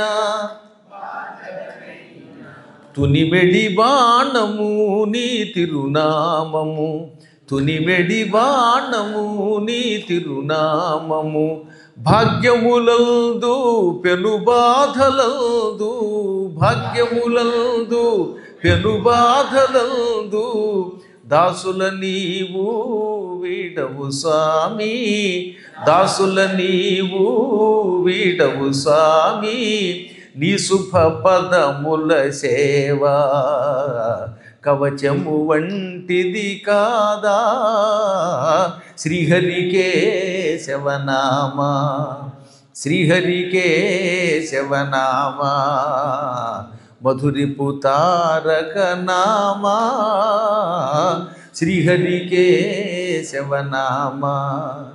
శ్రీహరికేశవనామా, శ్రీహరికేశవనామా. నారదుడి నోటి నుంచి వచ్చేది ఎప్పుడు ముకుంద గీతమే. శ్రీకృష్ణుడి యొక్క లీలలు, ఆయన నామాలు, ఆయన చేసిన అనేకములైన మహిమలు పాటల రూపంలో పాడుకుంటూ వస్తూ ఉంటే దానివల్ల ఏమైపోయిందట, గగనాంతరాళంబు గప్పి కొరగా ఆకాశమంతా నిండిపోయింది ఆ గానమాధుర్యం. ఆ ప్రాంతంలో ఉన్న ఋషులు పరవశించిపోయారు. పాములు కూడా పడగలు విప్పి ఆడడం మొదలుపెట్టాయి. అలా పాడుకుంటూ ఆయన కిందకి దిగి వస్తూ ఉంటే చూడడానికి ఆ దృశ్యం ఎలా ఉన్నది. ఆయన మోక్షమిచ్చే ఒక చెట్టు, మోక్ష వృక్షం. చెట్లకి ఏముంటాయి, చిగుళ్ళు ఉంటాయి. ఆయన తల వెంట్రుకలు ఎర్రగా ఉన్నాయట, ఒక రకమైన రాగి రంగులో. ఆయన తల వెంట్రుకలేమో చిగుళ్ళు, ఆయన మోక్షమిచ్చే ఒక కల్పవృక్షంలో ఉన్నాడు అన్నారు. ఎంత అద్భుతమైన వర్ణనది. ఆ మహాత్ముడు కిందకి దిగాడు. అంతకంటే హరిభక్తుడు లేడు, అంతటి కీర్తిమంతుడు లేడు, అంత శాస్త్ర పండితుడు మరొకడు లేడు. ఎవరి కష్టాలైనా తక్షణం తొలగించడంలో, ధర్మ సందేహాలు తీర్చడంలో ఆయనకి ఆయనే సాటి. ఏదన్నా అడిగితే పుస్తకం రిఫర్ చేసి రేపు చెప్తాననేవాడు కదట. లైవ్లో ఎవరు అడిగినా సమాధానం చెప్పగలడు ఆయన. అటువంటి మహానుభావుడు రావడంతో వ్యాసుడు సంభ్రమంతో, వినయంతో, ఆశ్చర్యంతో, భక్తితో లేచి నిలబడి కాళ్ళు కడిగి ఆసనమిచ్చి కూర్చోబెట్టి ఆయన అనుమతి తీసుకుని కూర్చున్నాడు. ఎదురుగుండా నారదుడు ఉన్నాడు గురువుగారు. అయినా ఈయనకేదో కంగారు లోపల లోపల, మానసిక బాధ. ఒక్కొక్కప్పుడు గురువులు చూసిన హడావుల్లో ఛార్జింగ్ పెట్టడం మర్చిపోతాం. తీరా పెట్టిన తర్వాత వెనక్కి రాదు. అది గురువుల మీద ఉన్న భక్తి. అది వాళ్ళకి బుర్ర తక్కువే కాదు, అది మాత్రం గుర్తుపెట్టుకోవాలంటే వాడు మహానుభావులు. కానీ అంతటి వాడు గురువుగారు మా దగ్గరకు వచ్చారనే ఒక రకమైన భక్తి ఉంటుంది. అది సంభ్రమం. ఈ సంభ్రమం వల్ల తాను మర్చిపోతారు. విదురుడు అంతటి పండితుడు లేడు కదా. విదురుడు ఎంతో నీతి లోకానికి అందించినవాడు. ఆ నీతికి విదురు నీతి అని పేరు. కృష్ణుడిని ఇంటికి తీసుకెళ్ళాడు. ఏది, ఉద్యోగ పర్వంలో. ఇంటికి రాగానే కృష్ణుడు మొహం చూస్తూ ఆనందంతో అరటిపండు ఒలిచి తొక్క ఆయన చేతిలో పెట్టి పండు పారేశాడు. పండు ఒలిచి తొక్క కృష్ణుడి చేతిలో పెట్టి పండు పక్కకి పారేశాడు. ఆయన తొక్క తింటూ ఉంటే ఈ విదురుడి భార్య పరుగున వచ్చి, అదేమిటండి తొక్క పెట్టారు, ఎంచక్కా పండు పారేశారు ఏమిటంటే, అయ్యో స్వామి ఆ తొక్క బయటికి ఇచ్చేయంటే, ఇంకేం తొక్క లోపలికి వెళ్ళిపోయింది అన్నాడు ఆయన. కాకపోతే ఇక్కడ సమస్య వస్తుంది నాకు. కృష్ణుడు కాబట్టి తొక్క తిన్నా ఎండైజేషన్ ప్రాబ్లం లేదు. ఇప్పుడు నాకేమో మా డాక్టర్ గారు కూడా అలా అయిపోయాడు. ఆయన నన్ను చూసిన ఆనందంతో ఆయన కంగారులో వాటర్ బాటిల్ చేతిలో పెట్టబోయి అదేదో చేతిలో పెట్టేస్తున్నాను. నేను కృష్ణుడి కాదు, అందువల్ల కొంచెం కష్టం అవుతుంది. కానీ ఈ భక్తుల యొక్క భక్తిని తట్టుకోవడం సహజంగా ఆ భక్తిలో ఉన్న గొప్పతనం అది. ఆ భక్తి ఎంత పరాకాష్ఠకి వెళ్ళిపోతుందో కొంతమంది దగ్గర. భక్తి కిన్న కరోతి అంటే భక్తి చేయలేని పని అంటూ ఉండదు. నిజంగా నేను ఆశ్చర్యపోతున్నానండి. విజయవాడలో రాజ్యలక్ష్మి గారిని ఒక భక్తురాలు ఉంది. ఆవిడ రైల్వే స్టేషన్కి వచ్చింది. మేమేమో రైలు ఎక్కాం. ఆ కదులుతూ ఉంటే మళ్ళీ గురువుగారిని సాష్టాంగ పడింది. రయ్యం అందులో పడిపోయేది.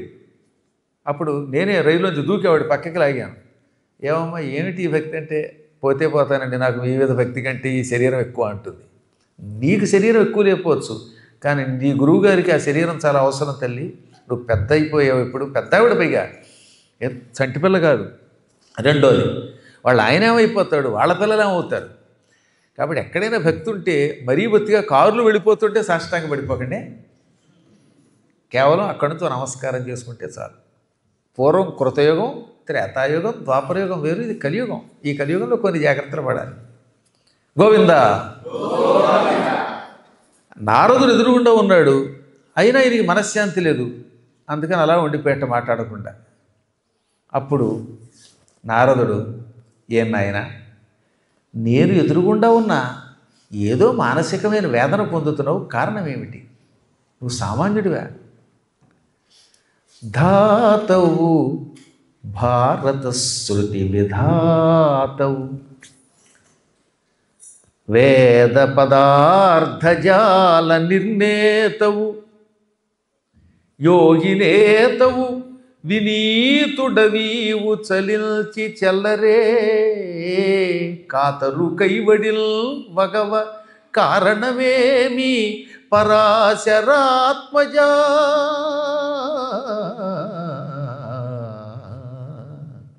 నువ్వు సాక్షాత్తు బ్రహ్మస్వరూపుడి. ఆ బ్రహ్మ లోకాలను సృష్టి చేశాడు. నువ్వు భారతం అనేటటువంటి పంచమ వేదాన్నే లోకానికి సృష్టి చేసి ఇచ్చిన మహానుభావుడివి. సమకాలీన చరిత్ర అంతా నువ్వు అందించావు.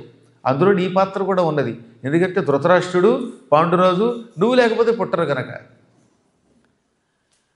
ఇంకా వేదములు అసంఖ్యాకంగా ఉంటే వాటిని విభజించి ఎలా చదవాలో లోకానికి అందించాడు ఆయన. అంత పూర్వం వేదం చదవాలంటే పండితులు తప్ప ఇతరుల వల్ల అయ్యేది కాదు. వాటికి ఒక క్రమ పద్ధతి పెట్టాడండి. ఇప్పటికి కూడా కొత్త కారు కొంటే అందులో ఉన్న యాప్స్ తెలియకపోతే దాన్ని నడపడం తెలియట్లేదని మనకి. ఆ రోజుల్లో దానికి ఒక క్రమశిక్షణ పెట్టి ఎలా చదవాలో, ఎలా మొదలు పెట్టాలో, స్వరం ఎలా చదివితే అర్థం వస్తుందో చెప్పినవాడు ఆయన. కామక్రోధాదులు జయించావు. పదార్థములను అంటే ఏ పదమునకు ఏ అర్థమో నిర్ణయించాడు. లేకపోతే శబ్దాలకు అర్థం కూడా తెలిసేది కాదు ఆ రోజుల్లో. యోగులకు నాయకుడివి, ఇన్నున్న వినయము కలిగిన వాడివి, ఎక్కడ అహంకారం లేదు నీ దగ్గర. అటువంటి నీవు ఒక సామాన్య మానవుడిలాగా దుఃఖం పొందుతూ బాబోయని ఏడుస్తున్నావంటే ఇంక మిగతా వాళ్ళు ఏమైపోతారు? నీకు ఎందుకు వచ్చింది దుఃఖం అని అడిగితే అది తెలిస్తే ఆ దుఃఖం నేనే తొలగించుకునేవాడిని కదా అన్నాడు ఆయన. అశాంతి ఉన్నది నాకు, కానీ ఈ అశాంతి ఎందుకు వచ్చిందో నాకు తెలియటం లేదు. నాకు ఆ అశాంతి తొలగించి ప్రశాంతిని ప్రసాదించమని జగద్గురువు అయిన నిన్ను వేడుకుంటున్నాననగానే అందుకే వచ్చానన్నాడు ఆయన. నేను అందుకే వచ్చాను ఆయన, కష్టపడి దిక్కుమాలిన ఇండిగో ఫ్లైట్ ఎక్కకుండా ఆకాశం నుంచి ఇక్కడ దాకా దిగి వచ్చాను. మళ్ళీ ఎకానమీ క్లాసులో ఇండిగోలో ఎక్కి ఆ సీట్లో కూర్చుని దోహా దాకా దిగి మళ్ళీ దోహాలో మాత్రం కాస్త మంచి ఫ్లైట్ ఎక్కి ఇక్కడికి రావడం, ఈ కష్టం అంతా నేను పడలేదన్నాడు ఆయన. ఆ రోజుల్లో ఆయనకి అంత శక్తి ఉండేది. వైకుంఠం నుంచి, కైలాసం నుంచి, ఎక్కడి నుంచి అయినా టిక్కున వెళ్ళిపోతాడు ఆయన. అదొక గొప్ప శక్తి అండి. అది సాధిద్దామని ట్రై చేస్తున్నారు కానీ ఇంకా అవ్వట్లేదు నాకు. ఇవన్నీ అయ్యేసరికి ఉంటామో లేదు తెలియట్లేదు. అది వచ్చిందంటే లాభం ఏమిటో తెలుసా? మీకు ఎక్కువ శ్రమ ఉండదు. ఇండియాలో హాయిగా మా పీఠంలో ఒక్కసారి ఆ మంత్రం చదివితే మీకు ఇక్కడ ప్రత్యక్షం అయిపోయి పురాణం చెప్పి మళ్ళీ మంత్రం అయ్యాక ఇంటికి వెళ్ళిపోవచ్చు. అప్పుడు ఎన్ని ఖర్చులు కలిసి వస్తాయి. అఫ్కోర్స్ మీకు సాంబారు ఇడ్లీ పెట్టే అవకాశం ఉండదు. అందుకని మీకోసం ఆ మంత్రాలని ఉపసంహరించారో ఏమిటో తెలియట్లేదు. కానీ నారదుడైతే తలచిన క్షణంలో వచ్చి మళ్ళీ ఎక్కడికైనా వెళ్ళిపోగలిగేవాడు. అందుకని నీ కోసం వచ్చాను నాయన. నీ మనస్సునకు శాంతి కలగకపోవడానికి గల కారణం నీవు శ్రీహరి లీలలు వర్ణించకపోవటమే. నువ్వు ధర్మాలు చెప్పావు, మానవుడు ఎలా బ్రతకాలో చెప్పావు, ఆరోగ్య సూత్రాలు అందించావు. ఇవన్నీ ధర్మములు. కానీ ఎక్కడ భగవంతుడి యొక్క లీలలు వర్ణించలేదు. మహాభారతంలో కృష్ణుడు ఒక పాత్ర కాబట్టి ఆయనకి సంబంధించినవి రాశావు తప్ప కృష్ణుడు పుట్టడము, ఆయన లీలలు చేయడం, గోవర్ధన పర్వతం ఎత్తడం, అక్రూరుడికి విశ్వరూపం చూపించటం, ఇవన్నీ నువ్వు వర్ణించలేదు.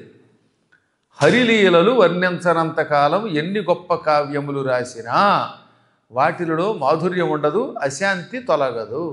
అశాంతి తొలగాలంటే హరి యొక్క లీలలు వర్ణించాలి. నువ్వు ఆ పని చెయ్యి అనగా, ఏమంటే నేను హరిలీలలు ఇప్పుడు మీరు చెప్పినట్టుగా భాగవతం అనే పేరుతో రాస్తాను అనుకుందాం. రాసేటప్పుడు ఒకవేళ తప్పులు వస్తేనో అన్నాడు ఆయన. ఏది వ్యాసుట్ట వేదములు విభజించిన ఆయనే ఒకవేళ రాస్తున్నప్పుడు అపశబ్దములు వస్తాయనే భయం నాకున్నదనగా అప్పుడు నవ్వి, ఆ భయం నీకు అక్కరలేదు, భగవంతుడికి భక్తి చాలు. అపశబ్దంబుల గూడియుల్ హరిచరిత్ర ఆలాపముల్ సర్వపాప పరిత్యాగము చేయు కావున హరిల్ భావింపుచుల్ పాడుచుల్ జపముల్ చేయుచు వీనులల్ వినుచు అశ్రాంతంబు చింతింపుచు తపసుల్ సాధులు ధన్యులౌదురు గదా. తత్వజ్ఞ చింతింపుమా. అపశబ్దములతో కూడినప్పటికీ భగవంతుని లీలలు రాయటం మంచిదే. రామ అనలేక ఒక చిన్నపిల్లవాడు లామ అంటే ఆ తల్లికి ఆనందం కలిగిందా లేదా? మా వాడు ముద్దు ముద్దుగా ఎంత బాగా మాట్లాడుతున్నాడో, రామ అనమంటే లామ్ లామ్ అంటున్నాడండి అని తల్లి మురిసిపోతుందా లేదా? మనందరం చిన్నపిల్లలం భగవంతుడికి. అందుకని ఎంత పెద్దవాళ్ళమైనా మనం పిల్లలమే కనుక కృష్ణ అనలేక కిట్టప్ప అన్న ఆయనకు ఆనందమే. ఏ శబ్దం ఎలా ఉచ్చరించాలో తెలియకపోయినా పర్వాలేదు. కొంతమంది చూసారా కృతజ్ఞత అనమంటే అనలేదు, కృతజ్ఞత అంటారు. చచ్చిపోతానట. జ్ఞాపకం ఉందా అంటాడు, జ్ఞా అనలేడు వాడు. ఇలా ఒక్కొక్కడికి వాళ్ళ ముఖయంత్రాల్లో కొన్ని పలకవు. అందుకే పెద్ద పెద్ద పెద్ద శ్లోకాలు చదివేటప్పుడు గిజగిజలాడిపోతారు. అలా స్పష్టంగా పలకాలంటే ఒక్కడు ఉన్నాడు, ఆయనే ఘంటసాల. అలా పలికే వాళ్ళు అరుదుగా ఉంటారు. అందుకే మీకు భగవద్గీతల శ్లోకాలు చూడండి, ఎక్కడైనా ఒక్క చోటైనా అపశబ్దం ఉంటుందేమో ఆయన చదివిన దాంట్లో. గొప్ప గొప్ప దండకాలు కానీ, సంస్కృత శ్లోకాలు కానీ, భక్తజీదేవుడు అష్టపదులు కానీ నేను విని ఉన్నాను. అదొక యోగం. కొంతమందికి పొరపాటు అపశబ్దం రాదు, స్పష్టత ఉంటుంది. ఈ వాడు పాడతాడు, చచ్చిపోతున్నాం వెళ్ళలేక రోజు. అసలు ఏమంటాడో తెలియదు. అది చేప మీద పడుకోండి అంది ఒక ఆవిడ. చేప మీద పడుకోవటేట్రా, చేపల మీద ఎలా పడుకుంటాను అంటే చాపకు వచ్చి తెప్పలది. అది చాప అలాగే చేప. ఈ దిక్కుమాలంతా యూట్యూబ్ పెట్టేయడం, పొద్దున్నుంచి సాయంకాలం దాకా అందరిని వాయిగొట్టేయడం, రోజు తిట్టడమే.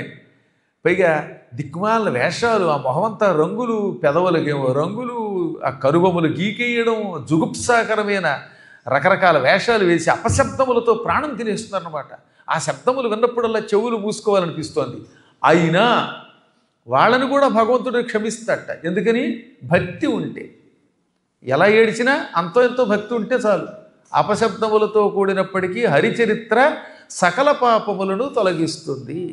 అందుకే హరిని భావించాలి, ఆయన మీద పాటలు పాడాలి, ఆయన నామాన్ని జపం చెయ్యాలి, ఆయన కోసం లక్ష్మీనారాయణ యాగాలు వంటి యాగాలు చెయ్యాలి.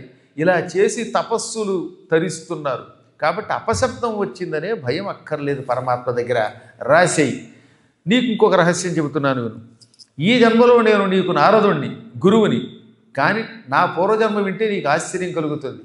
ఒకానొకప్పుడు నేను ఒక బ్రహ్మకల్పంలో అటువైగా అంటే ఎన్నో కల్పాల క్రితం ఒక దాసీపుత్రుణ్ణి. మా అమ్మ 10 మంది ఇళ్లలో అంట్లు తోమి, పాచి పనులు చేసి, పేడ పిసికి పిడకలు వేసేది, కళ్ళాపు తల్లేది. అటువంటి దాసీకి కొడుకుని నేను, దాసీపుత్రుణ్ణి. చూసావా, భాగవతం ఆ జన్మలో వినడం వల్ల ఈ జన్మలో నారదుడిగా పుట్టి మీకు గురువునయ్యాను. భాగవతం వల్ల దాసీపుత్రుడు కూడా సద్గురువైన నారదుడిగా మారవచ్చు. ఇది భాగవత ప్రభావం అనడంతో నేను ఆశ్చర్యపోయాడు. ఏమిటి, ఒకప్పుడు నువ్వు దాసీపుత్రుడివా? అయితే నీ ఫ్లాష్ బ్యాక్ చెప్పన్నాడు. అప్పుడు ఆయన సినిమాల్లో రింగులు తిప్పి వెనక్కి తీసుకెళ్ళిపోతాడు సార్. ఒకప్పుడు అంటాడు, ఆ తర్వాత పాతకాలంలో ఎలా రింగులు తిప్పేవారు, వెనక్కి తీసుకుపోయేవారు. అలా తన పూర్వ చరిత్ర చెప్పాడు. ఒకప్పటి కల్పంలో, ఆనాడు మొదటి మనువు స్వయంభవ మనువు కాలంలో ఒక పల్లెటూళ్ళలో మహానుభావులైనటువంటి జ్ఞానులు ఎక్కువగా ఉన్న ఒక ఊళ్ళో నేను ఒక దాసీకి పుత్రుడిగా పుట్టాను. మా అమ్మ చిన్నప్పుడే భర్తను కోల్పోయి ఒక్కడే కొడుకైన నన్ను జాగ్రత్తగా పెంచేది. 10 మంది ఇళ్లలో పనులు చేసేది, వాళ్ళు ఇచ్చిన ఆహార పదార్థాలు తెచ్చేది, వాళ్ళు మంచి మంచి పిండి వంటలు చేసేవారట. అవన్నీ కూడా కొంత ఆవిడకు కూడా ఇస్తే ఇంటికి తీసుకొచ్చి కొడుక్కు పెట్టి పెంచేది. ఇలా ఉండగా ఒకసారి చాతుర్మాస్య కాలం వచ్చింది. ఆషాఢమాసంలో శుక్లపక్ష ఏకాదశి నుంచి మళ్ళీ కార్తీక శుక్ల ఏకాదశి వరకు ఈ 4 నెలల కాలాన్ని చాతుర్మాస్య కాలము అంటారు. ఈ కాలంలో ఋషులు, సన్యాసులు ప్రయాణం చేయకూడదు. ఋషులకు అది నియమం, సాధువులకి నియమం, సన్యాసులకి నియమం. ఇప్పుడంటే సన్యాసులు మారిపోయారు అనుకోండి, ఆ రోజుల్లో కఠోర నియమంతో ఉండేవారు. ఈ 4 నెలలు ఏదో ఒక ఊళ్ళో ఉండి యజ్ఞములు చేసి, పవిత్రంగా కాలక్షేపం చేసి, భగవద్ జపం చేసి, పురాణ కథలు ఇతరులకు చెప్పేవారు.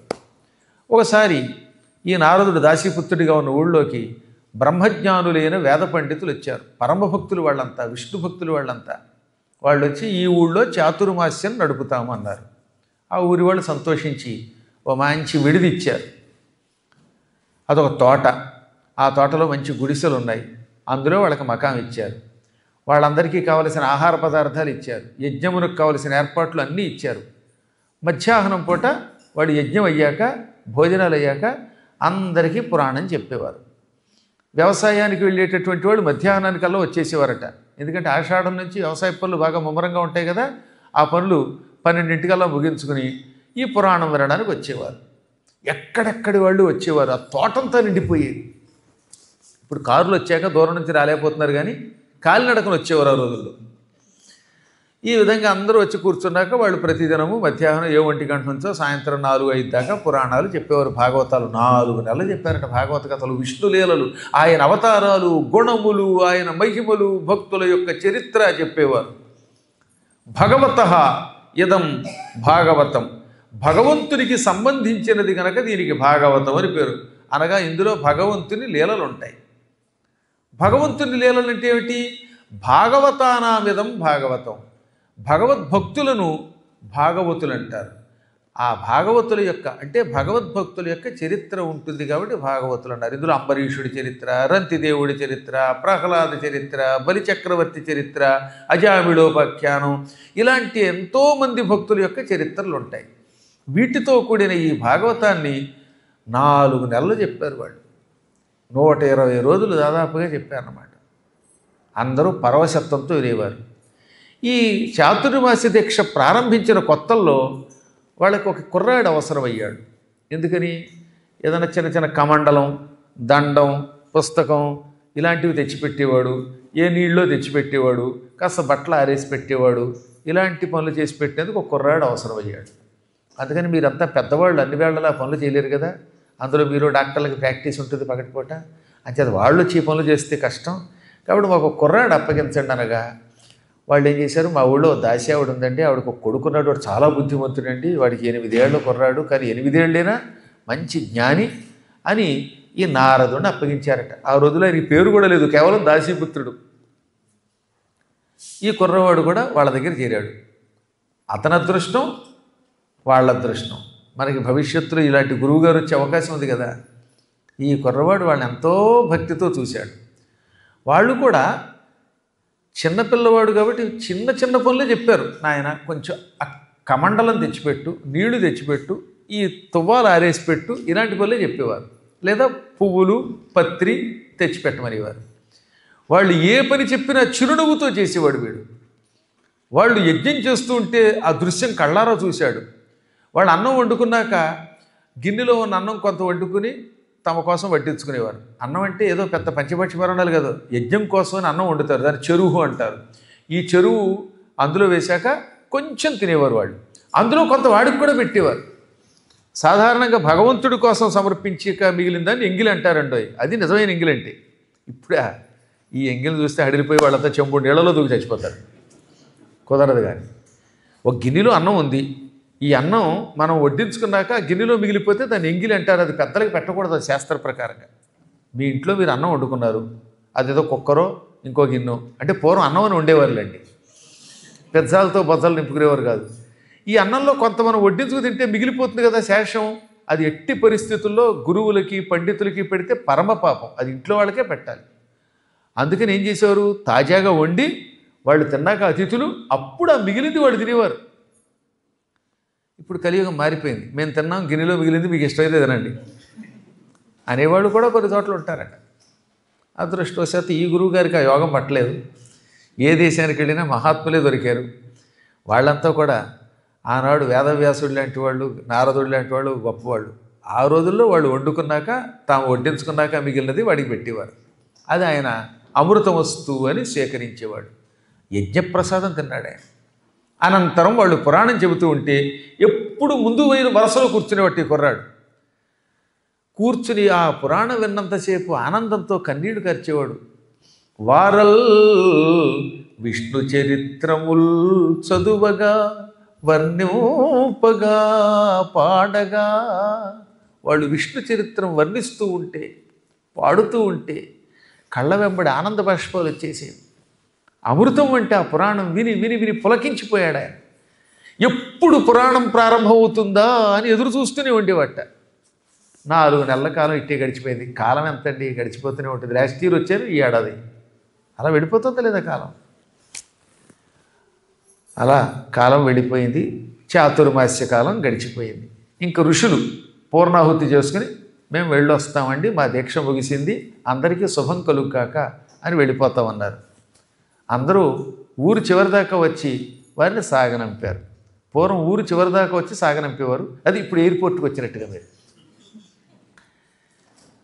కాకపోతే ఈ కుర్రాడు అన్నాడు, మిగతా వాళ్ళంతా వెనక్కి వెళ్ళిపోయినా నేను మాత్రం వెళ్ళనండి, నన్ను మీతో పట్టుకుపోండి, నాకేమొద్దు బాబోయ్, మీ పురాణం విన్నాక మీ భోజనం చేసాక ఇంకెక్కడ ఉండలేకపోతున్నాను, నన్ను మీతో పట్టుకుపోండి అనగా వాళ్ళు నవ్వి, నాయనా నువ్వు చిన్నవాడివి, పైగా మీ అమ్మ నీ మీద ప్రాణం పెట్టుకుని ఉన్నది, తల్లి అనుజ్ఞ లేకుండా సన్యాసం పుచ్చుకునే అధికారం పిల్లలకి లేదు, ఆవిడేమో నిన్ను పంపదు, కాబట్టి ఇప్పుడు నువ్వు తల్లిని జాగ్రత్తగా చూసుకో, అందరూ సన్యాసం పుచ్చుకుంటే ఎలాగా, కుటుంబ బాధ్యతలు స్వీకరించాలి, నీ తల్లిని జాగ్రత్తగా చూసుకోనగా, స్వామి నన్ను ఈ సంసారంలో ఎలా ఉండమంటారు, మీ కథలు విన్నాక ఉండలేననగా, తప్పునైనా సమయం వస్తుంది, నీకు భగవంతుడు అనుగ్రహం ఇస్తాడు, అప్పుడు వద్దు కాని మా దగ్గరికి, అప్పటిదాకా ఓం నమో భగవతే వాసుదేవాయ అనే ద్వాదశాక్షరీ మంత్రం ఉపదేశిస్తున్నాం, అది జపం చేసుకో, మేము చెప్పిన పురాణ కథలు మరల గుర్తుకు తెచ్చుకో, ఎప్పుడో నిన్ను అనుగ్రహించాలనుకుంటాడు పరమాత్మ, అప్పుడు నిన్ను తన దగ్గరికి తీసుకుంటాడు. అందరూ కుటుంబం విడిచిపెట్టి అడవికి వెళ్ళి తపస్సు చేయక్కర్లా, ఇంట్లో ఉంటూనే తరించవచ్చు భగవత్ కథలు వినడం వల్ల, భగవత్ జపం చేయటం వల్ల అనగానే, అలాగేనండి మీ మాట కాదన్ను అన్నాడు. ఆ ఇచ్చిన మంత్రాన్ని జపం చేశాడు. వాళ్ళు చెప్పిన కథలన్నీ వాడికి ధారణలో ఉండిపోయి, జ్ఞాపక శక్తి ఎక్కువ, బహుశా ఆయన కూడా అవధానం అయ్యి ఉంటాడు, అందుకని ఆ రోజుల్లో అన్నీ గుర్తుపెట్టుకున్నాడు ఆయన. ఇప్పుడు కొంతమందికి దువ్వెలు ఇప్పుడు పట్టుకెళ్ళి వాడి సంచిలో పెట్టుకుంటాడు, కాసేపు నాకు దువ్వెని ఎక్కడ పెట్టానంటాడు, వాళ్ళ పాస్పోర్ట్లు వాళ్ళు గుర్తుండవు. ఇప్పుడు గురువుగారి పరిస్థితి ఎలా ఉందంటే, ఈ శిష్యుల పాస్పోర్ట్లు కూడా ఆయన దాంట్లోనే పెట్టుకుని మళ్ళీ ఎయిర్పోర్ట్కి వెళ్ళకి ఇవ్వాల్సి వస్తుంది, లేకపోతే వాడు ఎక్కడ భరిస్తే వాడిని ఇక్కడ వదిలేసి వెళ్ళలేక, అది నా అదృష్టం. కానీ ఆ రోజులో ఆయన జ్ఞాపక శక్తి ఎక్కువ కనుక శుభ్రంగా అన్ని కథలు మళ్ళీ మళ్ళీ మళ్ళీ మళ్ళీ గుర్తుకు తెచ్చుకునేవాడు. ఆ కథలు గుర్తుకొచ్చినప్పుడల్లా శరీరం గగుర్పాటుకు గురయ్యేది, ఎప్పుడు ఆ భగవంతుడిని కళ్ళారా చూస్తానో అనుకునేవాడు. ఈయన ఈ పద్ధతిలో ఉంటే వాళ్ళమ్మ పద్ధతి ఆవిడది, నా కొడుక్కి 8 ఏళ్ళు నిండాయి, 9 వస్తోంది, 10 వస్తోంది, ఆ తర్వాత 11 వస్తుంది, అలా 16 ఏళ్లలోకి వస్తాడు, 16 ఏడు రాగానే ఓ మంచి పిల్లని తీసుకొచ్చి పెళ్లి చేస్తాను, ఇద్దరు కలిసి మా యజమాని దగ్గర పని చేసుకుంటూ ఉంటారు, మంచి జీతం వస్తుంది, హాయిగా సుఖంగా బతుకుతారు, 4 5 మా కోడలు మేడలు తేపోతుందా, 4 మేడలు కాకపోయినా 4 గోడలైనా తేపోతుందా, పిల్లలు పుట్టకపోతారా, ఆ పిల్లల్ని మళ్ళీ నేను పెంచుదాం అని పాప ఆవిడ తాపత్రయం ఆవిడది.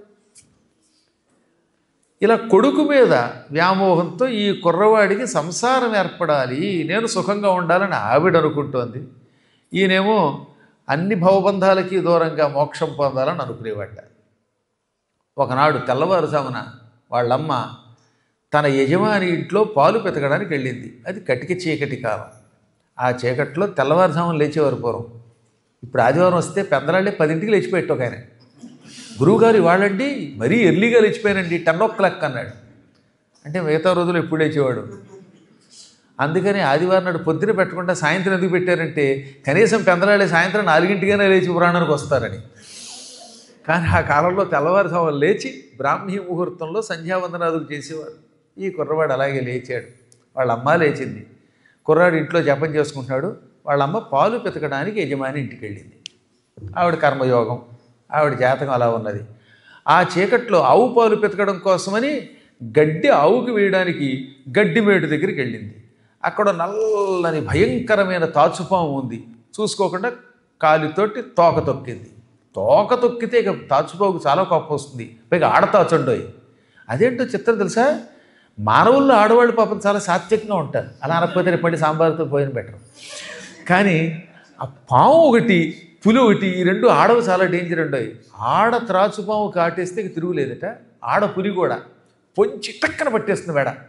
అందుకే వ్యాఘ్రీవతిష్ఠతి జర, ముసలితనము ఆడపులిలో పట్టుకుంటుంది అన్నారు. ఆడపులి పొంచి పొంచి టక్కన పట్టేస్తుంది, పట్టేదాకా పట్టినట్టు తెలియదు. మగపుల్లి అలా కాదు, డైరెక్ట్ అటాక్ చేస్తుంది, ఇది ఇండైరెక్ట్గా పట్టుకుంటుంది.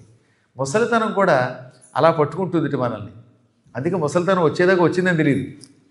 అప్పటిదాకా పడుచువాడిని అనుకుంటాడా, హఠాత్తుగా అద్దంలో చూసుకుంటే ఇదేంటంటే గడ్డం తెల్లబడింది, జుట్టు తెల్లబడింది, జుట్టు ఊడిపోయింది, నేను అప్పుడే ముసలాండి అయిపోయాను అనుకుంటాడు. ఎక్కడో నాలాంటి పాతికేళ్ళ పడుచువాడు పక్కనట్టండి 90% అందరూ ముసలాళ్ళు అయిపోతున్నారు అప్పుడు.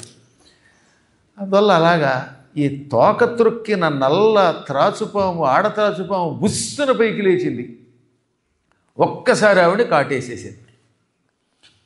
నీలాయత భోగ పణ వ్యాళానల విషమోగ్రవ నిజ్జాలామాలా వినిపాతితయ్యై వరాలెల్ నన్ను గన్న తల్లి వసుమతి వేదన్.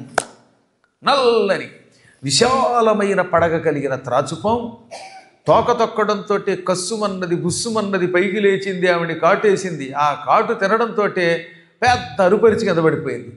భయంకరమైన విషం, అగ్నిజ్వాల వంటి విషం వల్ల టక్కన కిక్కును మనకుండా చచ్చిపోయింది. వాడి క్షణంలో కింద పడి చచ్చిపోగానే చుట్టుపక్కల వాళ్ళు ఆ శబ్దానికి పరుగు పరుగుని వచ్చారు. అప్పటికే ప్రాణం పోయింది.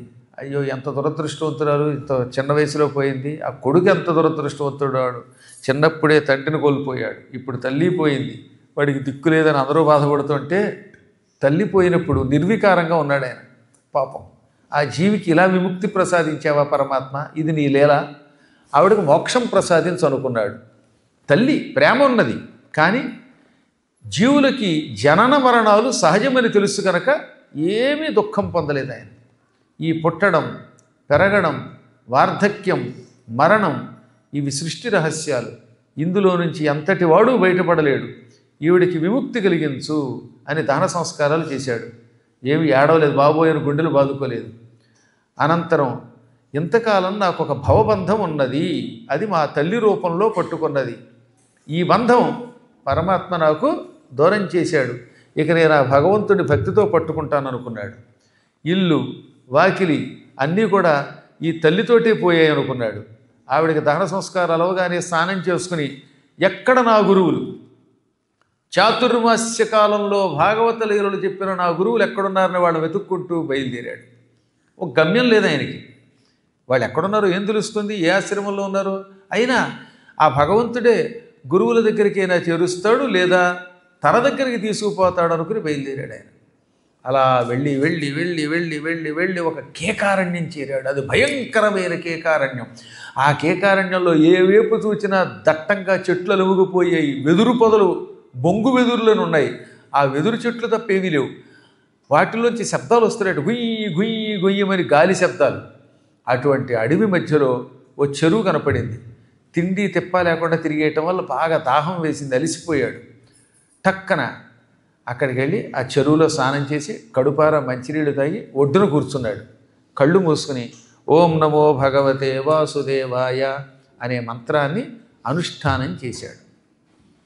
ఆ అనుష్ఠానం చేస్తూ ఉండగా అప్పుడు ఆయనకి హృదయంలో భగవద్ దర్శనం అయ్యింది. అలా కళ్ళు మూసుకుని ఆయనకి లోపల మనస్సులో ఒక మహా తేజస్సుతో భగవంతుడు దర్శనమిచ్చాడు. ఎంత అందంగా ఉన్నాడండి, అనేక బాహువులతో, అనేక నేత్రాలతో, అనేకములైనటువంటి బాహువులతో, వాటికి కంకణాలు, నడుముకి వడ్డాణం, కాళ్ళకేమో కటకాలు, చెవులకు మకర కుండలాలు, కిరీటాలతో, కాంతితో కోటి సూర్యప్రభాభాసమానుడై దర్శనమిచ్చాడు పరమాత్మ హృదయంలో. ఒక్క క్షణకాలం చూశాడు ఆ రూపాన్ని. ఆహా ఎంత దివ్యమంగళ రూపం అని టక్కున కళ్ళు విప్పాడు. కళ్ళు విప్పకుండా ఉంటే లోపల హృదయంలో ఆ రూపం ఇంకొంచెంసేపు ఉండేది. కానీ తొందరపడి కళ్ళు విప్పడంతో ఆ రూపం అదృశ్యం అయిపోయింది. ఎదురుగుండా చెరువు, అడవి తప్ప ఏమీ లేవు. అయ్యయ్యో, భగవద్రూపం కించిత్ కాలం కనపడింది, ఆ రూపం అదృశ్యం అయిపోయింది. మళ్ళీ ఆ రూపాన్ని చూడాలనిపించింది. మళ్ళీ కళ్ళు మూసుకుని జపం చేయడం మొదలుపెట్టాడు. ఎంత ప్రయత్నించినా ఈసారి ఆ భగవంతుడి యొక్క రూపం ఆయనకి కనపడలేదు. అప్పుడు చాలా దుఃఖించాడు. పరమాత్మ, అంత దివ్యమంగళ రూపాన్ని క్షణకాలం చూపించి మళ్ళీ మాయం చేస్తావా? నాకు ఆ రూపాన్ని చూపించవా? అది చూడకపోతే బతకలేనని ఏడవడం మొదలుపెట్టాడు. అప్పుడు పరమాత్ముడు కంటికి కనపడకుండా ఆకాశవాణి రూపంలో ఇలా అన్నాడు, నాయనా, నువ్వు ఎంత గింజుకున్నా ఈ జన్మలో నన్ను చూడలేవు. ఏల కుమార సోషిలగా, ఏలా కుమార సోషిలగా, ఈ భవమందున నన్ను కానగా జాలవు. కామ ముఖ్య రిపుషక్కము నిర్దళితము బుజేసి ఉన్మూలిత కర్ములైన ముని ముఖ్యులుగాని కుయోగి కానగాదాలడు. నీదు కోర్కి కొనసాగుటకై నిజమూర్తి చూపితిల్. నాయనా, ఎందుకురా అంత బాధపడతావు? గొంతెండిపోయేలాగా ఎంత శోషించినా ఎంత బాధపడినా ఈ జన్మలో ఇక నీవు నన్ను చూడలేవు. నా రూపం దివ్య రూపం, అది అందరికీ కనపడదు. కామక్రోధాదులను జయించి కఠోర తపస్సు చేసి పరులలో ఉన్న గుణములు తప్ప అవగుణములు ఎన్నకుండా ఉండే మహానుభావులైన యోగులు తప్ప సామాన్యుడు నా దివ్య మంగళ విగ్రహాన్ని దర్శించుకోలేడు. నీవు పరమభక్తితో బాల్యంలో భాగవతం వినడం వల్ల, నా వెంట పడడం వల్ల క్షణకాలం నీకు నా రూపాన్ని చూపించాను. నువ్వు అడగచ్చు, ఆ కాసేపైన ఎందుకు చూపించావు, ఇప్పుడు అడిగితే ఎందుకు చూపించట్లేదు అంటావేమో. నేనంటూ ఇలా ఉంటాను అని ఒక మచ్చు నీకు చూపిస్తే అప్పుడు నువ్వు నా వెంట పడతావు. నిన్ను ఆకర్షించి నా భక్తుడిగా లోకానికి బోధన చేసే గురువుగా మార్చడం కోసం కొంచెం సేపు ఈ రూపం చూపించాను. ఈ రూపాన్ని తలుచుకో, గురువులిచ్చిన మంత్ర అనుష్ఠానం చెయ్యి, సాధన చెయ్యి. చెయ్యగా చెయ్యగా ఏదో ఒక రాటికి నీవు నా దగ్గరకు వస్తావు. ఈలోపు నా రూపం కనబడదు, కనపడుతుందని ఆశించకు. కనబడినా కనబడకపోయినా నీ మాటలు నాకు వినబడతాయి అనగానే అలాగే స్వామి అన్నాడు. ఇక ఆ రోజు నుంచి దొరికితే తిన్నాడు, లేకపోతే ఏడవలేదు. ఇంద్రియాలను అదుపులో పెట్టాడు. నిరంతరం తింటున్నా, త్రాగుతున్నా, పడుకున్నా, కదులుతున్నా, మెదలుతున్నా, ఏ పని చేస్తున్నా ఓం నమో భగవతే వాసుదేవాయ అనే మంత్రానుష్ఠానం విడిచిపెట్టకుండా చేశాడు. అలా కొంతకాలం చేశాక వయస్సు ముదిరింది, వార్ధక్యంలోకి వచ్చాడు. హఠాత్తుగా మృత్యువు కళ్ళ ముందు మెరిసింది. ఎవరికైనా తప్పదు కదా. ఎంతటి వాడైనా ఒక్కనాడు ఎవరికీ ధర్మం చెయ్యని పిసిరుగొట్టు కూడా ధర్మం చేస్తాడు, కాలధర్మం. ఆ కాలధర్మం దగ్గరకు వచ్చింది.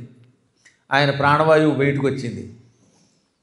ఈ ప్రాణం ఏ లోకానికి వెళ్లకుండా ఊర్ధ్వలోకంలో బ్రహ్మలోకానికి వెళ్ళిపోయింది. డైరెక్ట్గా సరాసరి బ్రహ్మ దగ్గరికి వెళ్ళింది.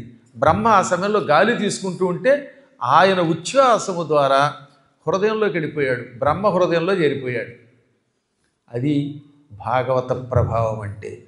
నిరంతరం భాగవత కథలు గుర్తుకు తెచ్చుకోవటం వల్ల, వాసుదేవుని ద్వాదశాక్షరి మంత్ర జపం చేయటం వల్ల ఈయన ప్రాణవాయువులు బ్రహ్మ హృదయంలో లీనమయ్యాయండి. అసలు బ్రహ్మలోకానికి వెళ్ళడమే అసంభవం. అటువంటి చోటకి వెళ్ళి ఆ బ్రహ్మ హృదయంలో చేరాడు. ఆ తర్వాత ఎన్నో కల్పాలు గడిచాక ప్రళయం వచ్చింది. ఆ ప్రళయకాలంలో బ్రహ్మగారు నిద్రపోయాడు. విష్ణువు క్షీరసాగరంలో నిద్రకు ఉపక్రమించాడు. అప్పుడు ఈ బ్రహ్మ ఉన్న తామర పువ్వు ఏమైపోతుంది, ఇలా ముడుచుకుపోతుంది. బ్రహ్మగారు తెల్ల తామర పువ్వులో ఉంటాడు. ఆ తెల్ల తామర పువ్వుని పుండరీకం అంటాం. ఈ బ్రహ్మ నిద్రపోగానే ఆ తామర పువ్వు ఇలా ముడుచుకుపోయింది, విచ్చుకుని ఉన్నది. ఆ ముడుచుకుపోయిన తామర పువ్వు కిందకి దిగి విష్ణువు యొక్క నాభి లోపలికి వెళ్ళిపోయింది, పొట్ట లోపలికి వెళ్ళిపోయింది. అంటే అందుకే ప్రళయకాలంలో ఈ తామర పువ్వు కనపడదు, ఏం కనపడదు. ఒక్క విష్ణువు మాత్రమే గాఢంగా నిద్రపోతాడు. ఆయన మళ్ళీ కళ్ళు విప్పేలోపు ఆ బొడ్డులో నుంచి తామర పువ్వు బయటకు వచ్చింది. మళ్ళీ సృష్టి ఏర్పడేటప్పుడు ఈ తామర పువ్వు పాల సముద్రంలో అలా పైకి రాగానే విచ్చుకుంది. ఆ విచ్చుకున్న తామర పువ్వులోంచి బ్రహ్మ పుట్టుకొచ్చాడు. ఆ బ్రహ్మ మళ్ళీ సృష్టి చెయ్యాలి. ఆ సృష్టి చేసేటప్పుడు ఆయన హృదయంలో నుంచి, మనస్సులోంచి కొంతమంది పుట్టారు. మనస్సు నుంచి పుట్టడం వల్ల మానసపుత్రులు అన్నారు. వాళ్ళే మరీచి, అంగిరుడు, భారద్వాజుడు మొదలైనటువంటి ప్రజాపతులు. ఈ ప్రజాపతులతో పాటు సనకుడు, సనందనుడు, సనత్కుమారుడు, సనత్సుజాతుడు అనే బ్రహ్మమానస పుత్రులు నలుగురు పుట్టారు. వారితో పాటుగా ఈ దాసీపుత్రుడి ఆత్మ లోపల ఉన్నదే బ్రహ్మ హృదయంలో, అది బయటకు వచ్చింది. తెల్లని రూపంతో పుట్టుకొచ్చింది. అదిగో నేనే ఆ నారదుణ్ణి. ఆనాడు బ్రహ్మ మనస్సులోంచి మళ్ళీ బయటకు వచ్చాను, బ్రహ్మ మానసపుత్రుణ్ణి అయ్యాను. పుట్టడంతో తెల్లని రూపం, భాగవత రూపం వచ్చింది. శిరస్సున జటాజూటాలు పుట్టాయి. నా మెడలో తులసీమాలలు ఉన్నాయి. ఈ తులసీమాలల నుంచి వస్తున్న సువాసన ఎంత దూరమైన వ్యాపిస్తూనే ఉంటుంది. నాకు చేతిలో ఈ మహతి అనే వీణ ఇచ్చాడు. ఈ వీణ నా చేతిలో ఉన్నంత వరకు మాయ నన్ను ఏమీ చేయలేదు. మాయ నన్ను ఏదైనా చేయాలనుకుంటే విష్ణు ఈ వీణ లాక్కుంటాడు. వీణ ఉన్నంత వరకు మాయ ఏం చేయదట. ఈ వీణ నేను వాయించక్కర్లేదు, ఒక్కోసారి సరదా పుట్టి వాయించాలి తప్ప ఈయనేం పాడితే ఆ పాటకు అనుగుణంగా అది తను తానే వాయించుకుంటుంది టండోయ్. ఏమండి వాడే వాయించుకోవడం ఎంతో లాభం. ఆ వీణ తన తానే అలా వాయించుకుంటుంది టింగ్ టింగ్ టింగ్ అని. ఈయన ఏ రాగం పాడినా, అభేరీ పాడితే అభేరీకి అదే వాయిస్తుంది. కళ్యాణి రాగం పాడినా, ఇంకో సింధు భైరవి, భాగేశ్వరి, తిలకాంభోజి, కాంభోజి, ఏ రాగమైనా సరే ఆ రాగానికి అనుగుణంగా తను వాయించుకుంటుంది. నా నోటి నుంచి అసంఖ్యాకంగా హరిగీతాలు వస్తూనే ఉంటాయి. నిరంతరంగా పాడుతూ అనేక శాస్త్రాలు లోకాలకి బోధిస్తూ తిరుగుతున్నాను. ఏ లోకానికైనా తలచుకున్న క్షణంలో వెళ్ళగలిగే శక్తి ఆ పరమాత్మ ఇచ్చాడు. పిలిస్తే కళ్ళ ముందు కనపడతాడు. ఇప్పటికి కూడా నేను పాడుతూ ఉంటే నా కళ్ళ ముందు ఆ హరి వచ్చి తాండవమాడి వెళ్ళిపోతాడు. చూసావా, ఇంత శక్తి భాగవత సప్తాహమునకున్నది. కాబట్టి నువ్వు కూడా భాగవతం రాయి అని ఆయనకి చెప్పి వెళ్ళిపోయాడు. టింగ్ టింగ్ టింగ్ అని వేణ వాయించుకుంటూ వెళ్ళిపోయాడు ఆ మహానుభావుడు. వాయించు వీణనెప్పుడు మ్రోయించు ముకుంద గీతములు, జగములకు చేయించు చెవుల పండువు, మాయించు నగాళి ఇట్టి మతి మరి కలడే. తన చేతిలో ఉన్న వీణ ఎప్పుడూ వాయిస్తూ ఉంటాడు. ఈ వీణ వాయించినప్పుడల్లా శ్రీమన్నారాయణ గీతములే పాడుతూ ఉంటాడు. ఆ గీతాలు పాడి జగత్తుకి చెవులకి పండగ చేయిస్తాడు. సమస్త పాపాలు పటాపంచలు చేయిస్తాడు. ఎంతటి జ్ఞాని మరొకడు లేడు. అటువంటి నారదుడు వెళ్ళిపోగానే అప్పుడు వ్యాసుడు సరస్వతీ తీరంలో అక్కడ ఆశ్రమంలోనే 7 రోజుల్లో భాగవతం రాశాడు. దానివల్ల ఆయనకి ఇంద్రియములు ఉపశమించాయి, మనస్సుకు సంతోషం కలిగింది. అందుకే దానికి శమ్యాపరాసము అని పేరు. ఇప్పటికీ ఆ స్థలాన్ని ఏమంటారు? శమ్యాపరాసం. అనగా మానసిక శాంతి ఇస్తుంది, అశాంతి తొలగిస్తుంది, ఇంద్రియ నిగ్రహం కలిగిస్తుంది, కోరిన కోరికలు తీరుస్తుంది. అక్కడ స్నానం చేసిన వాడు ఏదనుకుంటే అది అవుతుందండి. అదేంటో విచిత్రం. దృఢంగా అనుకోవాలి. నాకు ఈ కోరిక ఉంది అనుకుంటే గ్యారంటీగా తీరుతుంది. అందుకే దానికి శమ్యాప్రాసం అని పేరు. అక్కడ 7 రోజుల్లో భాగవతం రాశాడు. భాగవతం అంతా 7, దేవీ భాగవతం 9 సంఖ్య. అందువల్ల 7 రోజుల్లో రాశాడు, 7 రోజుల్లో విన్నాడు, 7 రోజుల్లో వాడి కొడుక్కి చెప్పాడు, కొడుకు మళ్ళీ 7 రోజుల్లో పరీక్షిత్తుకి చెప్పాడు, శుకుడు కూడా. అందుకే అంత సప్తాహ దీక్షే. అసలు ఈ ప్రపంచంలో ఏదైనా 7. మనం ఎవరు పుట్టినా 7 రోజుల్లోనే పుడతాం. ఆదివారం నుంచి శనివారం లోపు 7 రోజుల్లోనే ఎవడు పుట్టినా 7 రోజుల్లోనే ఎవడు పోయినా. అందువల్ల అంత సప్త సంఖ్యే. ఈ 7 దాటి ఇంకో 8వ రోజు లేదు. ఆ 8వ రోజు ఇక్కడ ఈ భూలోకంలో ఉండదు. నరకలోకంలో అప్పుడప్పుడు ఉంటాయిట్లేండి కొన్ని రోజులు. మీరు నరకానికి ఎలాగో వెళ్ళరు. ఎందుకని? నరకానికి వెళ్ళేవాడు బరకం మీద ఎందుకు కూర్చుంటాడు? బరకం మీద కూర్చుని భాగవతం విన్నాక నరకం ఎందుకు వస్తుంది? యముడికి హడల్. భాగవతం విన్నవాళ్ళ జోలికి రావాలంటే యముడు వణికిపోతాడు. అందుకే భాగవతం జరుగుతూ ఉంటే నైమిషారణ్యంలో వీళ్ళ జోలికి వెళ్ళొద్దన్నట్టు ఆయన. భగవంతుని నామం అంటే అంత ఇష్టం ఆయనకి. అందుకే దాన్నే కంచెర్ల గోపన్న, ఆయనకి రామదాసు అని పేరు.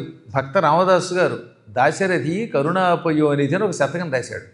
అందులో అద్భుతమైన పద్యం ఉందే, అది భాగవతంలో ఉన్న సారాంశమే. అది పరమదయానిధే పతిత పావన నామహరేయటంచు సుస్థిరమతులై సదా భజన చేయు మహాత్ముల పాదధూళినా శిరమున దాల్తు మీరటకు చారకుడల్చు యముండు కింకరోత్కరమున కానతిచ్చునట దాశరథి కరుణాపయోనిధి.